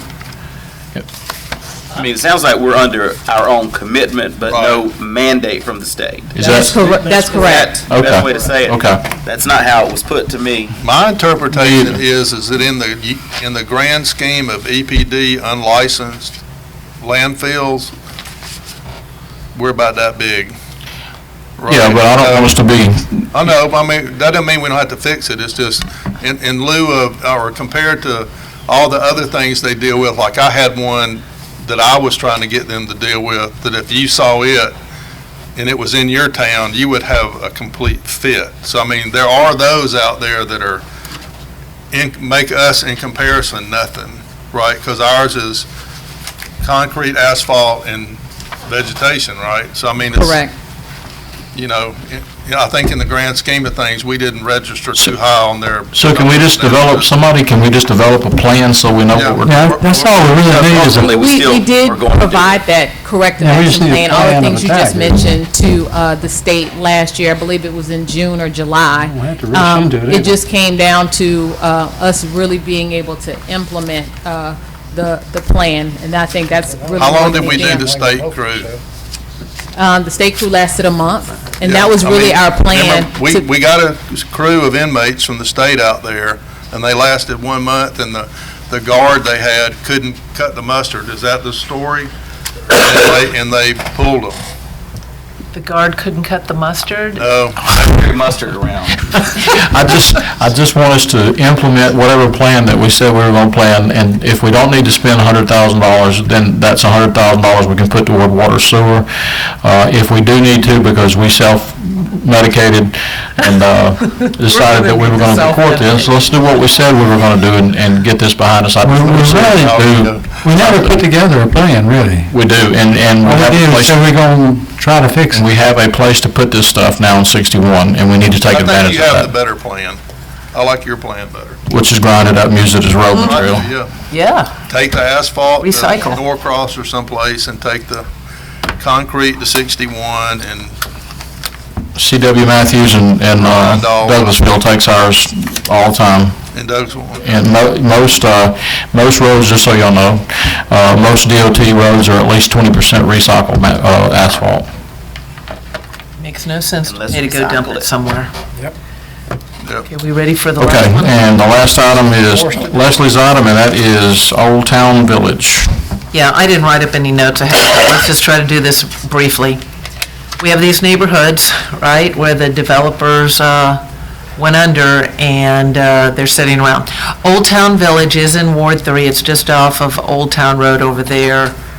Think of, just as you're approaching the Fullerville area, you know, the split off from the hospital, when you're coming down Dallas Highway and you split off and go the back way over to the sports, you know, our complex. soccer complex, yeah. They'll be on the right-hand side. Anyhow, roads never even got completed with whatever they're supposed to. I don't know what that stuff that's there right now. Chip seal. It's awful, whatever's there now. Yeah. And so it's bad enough that there's that. It's not built out all the way. It is right in the beginning, and then there's 2 townhouses that are stuck in the back. So it's one thing to have the roads a mess, but now the bank decided they weren't paying any more to Georgia Power to keep the lights on. So I started getting calls and contact from constituents that street lights are all out at night and it's pitch black out there. And I don't know what time the kids get up and catch the school bus and all that sort of thing. That's a concern. We've got people in city limits in that situation. What are we going to do? And I can start by saying I honestly do not have a recommendation for this, because this is the devil in the deep blue sea right here. Because we adopt roads and neighborhoods that we do not want to adopt at all, or we don't, which is also unacceptable. So we have, in my mind, 2 equally unacceptable options. But And if anybody's got an idea, I want to hear it, because I don't know what it is. I do. What's the idea? Well, first of all, we spent how much money at Charleston Place on a subdivision to bring it up to city standards? How much did we pay on that asphalt? What was the budget? Are those city roads? No, they weren't. We brought Are them they up. now? They weren't, we adopted them. And improved them. They're asking for us to adopt them, by the way, now. Well, But we didn't adopt them, we just top coated them. we topped the roads, but we spent a Then- considerable amount of money on that, easily over 200,000. That, I think we worked out a deal with the county. The county Yeah. work with us on that? we did. So we did bring those up to the city standard and paid a considerable amount of money in the, at least doing the asphalt. Now, I'm not suggesting we do asphalt over here, but in the interest of safety, not saying that we're going to bring these up to city standards, just in the interest of how many lots are we talking about? I don't know, but it's a long road, Yeah, but all the houses are at the beginning. except Yeah, for two. there's There's two two- at the very, almost at the end of this thing. You really can't justify doing the road out to Yes, the, you really can't compared to the other things we have. And it's in my ward, but let's be honest, there are higher priorities where you have 50 houses, they're gonna get a higher priority if their road is bad compared to two stuck out here all by themselves. I mean, Okay, but just the lights is what. I really believe the people out there have not complained, but even with the road. Maybe if we could fill in something to make it more tolerable. I really believe the light is the lack of lights is the scariest issue for them right now. The lights cost, what, did you say, $25 a month? No, Charlie, when they 15 or 16? put in the street lights in a long neighborhood like that, are they on a single meter? And is it all or nothing when you power them? Or is there multiple meters? It's been my experience that you can turn lights on Yeah. individually. I've had You take the bulb out. places where some people will just pay for their own. 13 Yeah, I'm just talking about powering them though. 13 houses. When and you two- power, do you power all the lights in the neighborhood at one shot on 1 meter? Is that your understanding? Yeah, I could And imagine. then you it being can multiple disconnect meters. the Yeah, 'cause light they by can- just turning the bulb. They can do them individually out there. All right, so are y'all okay if I work out something with Georgia Power and we go out there and see, because we don't have authority over the lights, right? So if we power the lights, we may be stuck with all of them. And what about maintenance on them? Well, Georgia Yes, Power provides the maintenance if we pay I that. think, maybe. Well, they do want to. I need to talk to Georgia Power. So y'all good with us chasing that? 'Cause- Well, I'd like to see what the number is. Okay, so maybe, I'll see what I can find out by Tuesday then. It's a problem. It's The a big roads- problem. The roads are a real problem because they were not done to spec. 13 houses. they were and not. duplex talking about. Have y'all seen how many times that we've talked about the need for an engineer in this meeting tonight? Well, it's not just an engineer, we need a road inspector, somebody that's out there during construction. Yeah, because otherwise this guy's working about 40 hours a day, so. But isn't that the whole thing behind having a bond too, when these things are built, and that they have to have a bond, and if something's not right, the bond kicks in and you Right. finish up what they don't do? And what makes That's a whole different. what makes that work is having continuity in your staff so that the Exactly. bond doesn't expire and nobody knows about it because they weren't here when the bond got issued. So this is all like interconnected and we've just like fallen apart and. Say something positive. It's a mess. The biggest issue that we have now. We want to quit doing it. That's the whole, we A want lot of lessons Keep good learned. records. yeah, we want to do it right. But I don't ever want us to forget that ultimately we're supposed to keep the neighborhoods and people safe.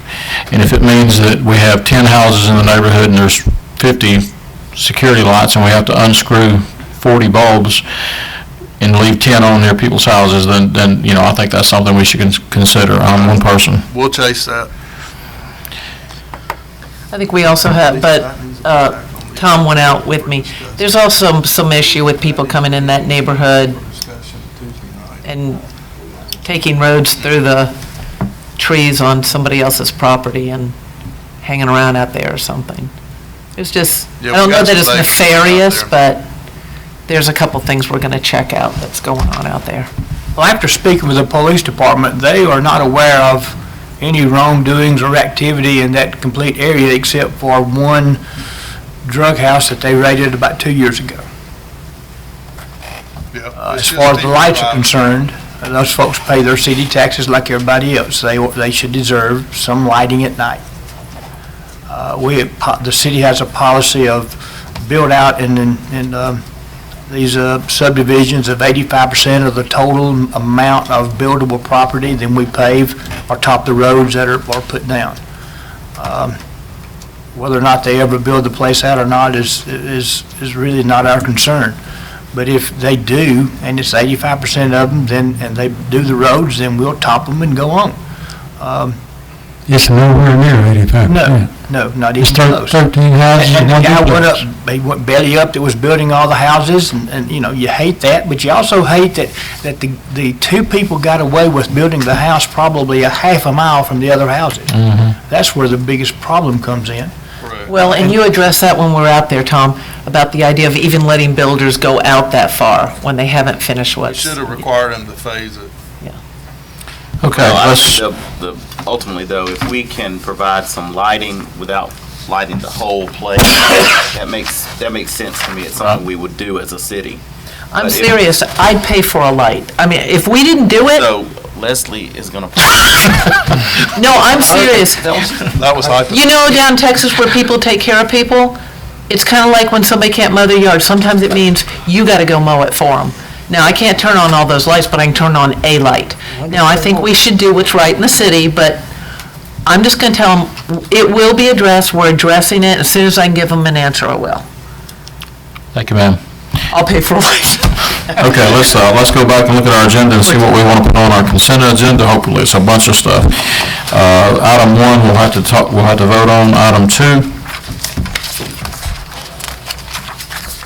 Inmate work detail agreement. A2, I think that's okay. consent agenda? And the agreement for, Oh, Oh, that's right, we've got to sign an agreement, never mind. work detail, the van. A3, I think that should be on the consent agenda. does everybody agree? Sale of city-owned. I need it The unanimous. sale of the land. I know, I almost felt like there was a question Sale with almost of- everything. Let's see. That's for the, Yep. yeah. That's the Okay. 40 The land for the North Loop. I don't know that, maybe, does that, Mr. City Attorney, they've already worked out a the deal. land deal involved in this, does this need to be discussed? GDOT. I would think it does. Yeah, it should be, yeah. Okay, let's leave it on there. Item A4, engineer position.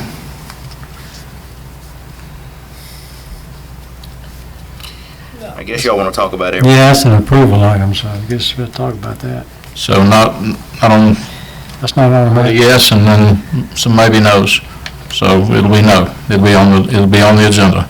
Yeah, that's probably a good idea for the public who's here to Well, you know, know. I really look at the idea, if the public really wants to know, we got a whole place to look right here. We got TV cameras back there, we got radios to listen to. If they want to listen and come and look, that's fine, but otherwise, so what?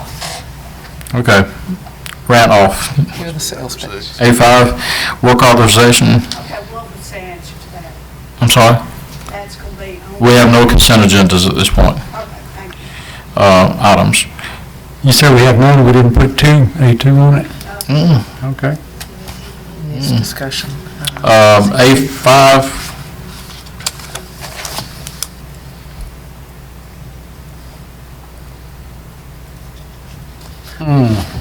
I don't have a problem with, I mean, we need to do it. Is there anything controversial about it? Anything that you think has to be discussed? I don't think so. I mean, that's. It's only, it's up to it's a minimal amount, it's just up to 5,000, right? Can we do that All right, consent? consent agenda. all right, everybody say the consent agenda? Yes. Yes. We have an item. All right, tab B, finance, that's, we talked about, fiscal year change, we need to discuss that.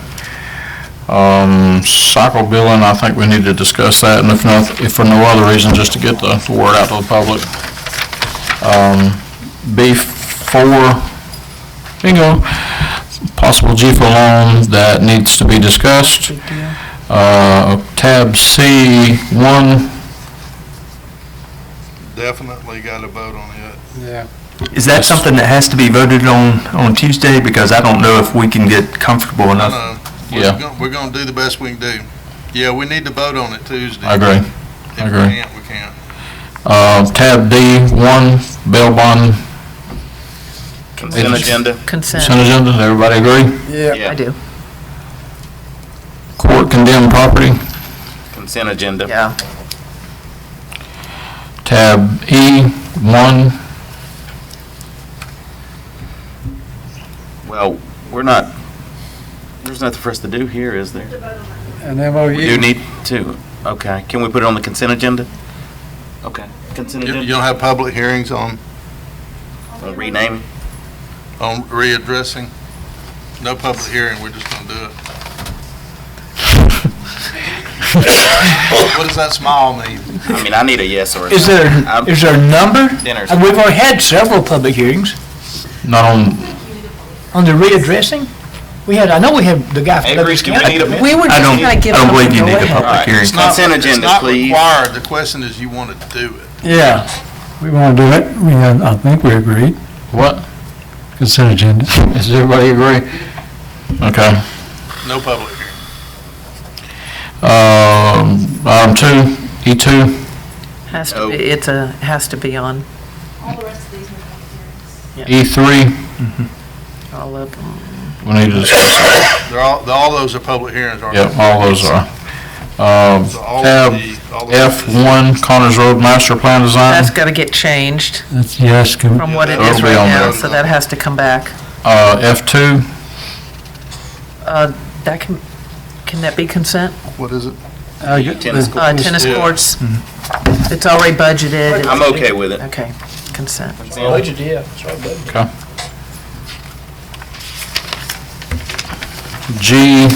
G1 needs to be on there, I guess. Probably, we need to, yeah, it needs to be on there, we need to discuss that. You got two discussion items. Old Town and Yeah, I was Green getting, Lake. I1, About them again, or, Are we going to know something? I don't know. I think that's Maybe. pretty short notice, I don't know, you I don't gotta, think we need to be talking about mitigation I can yet. give you an update on them if I know something. We need a plan first. okay, so we'll discuss that. And item I2, which is Old Town Village, we'll discuss that. Yep. Yeah. I think you may have some residents from Old Town speak in public comment on Tuesday night. Could be, I got I've a phone received, call from a guy today. yeah, I've Yeah, got, I've got several 3 emails. emails and I've got a phone got call. 5 items. I was answering them late last night. I got 4. What have you got? I got 5. What are the 5? I've got, A5, D1, D2, E1, and F2. 3, Got it. 4, 5. Okay, any further discussion? I don't think I need a motion to adjourn, do I? This is a work session. Just making sure. Don't want y'all to get on to me. And so voted anyway. Oh, man, that was long. I knew it was going to be long. That is the longest work session I've ever been in. I never had a thick packet.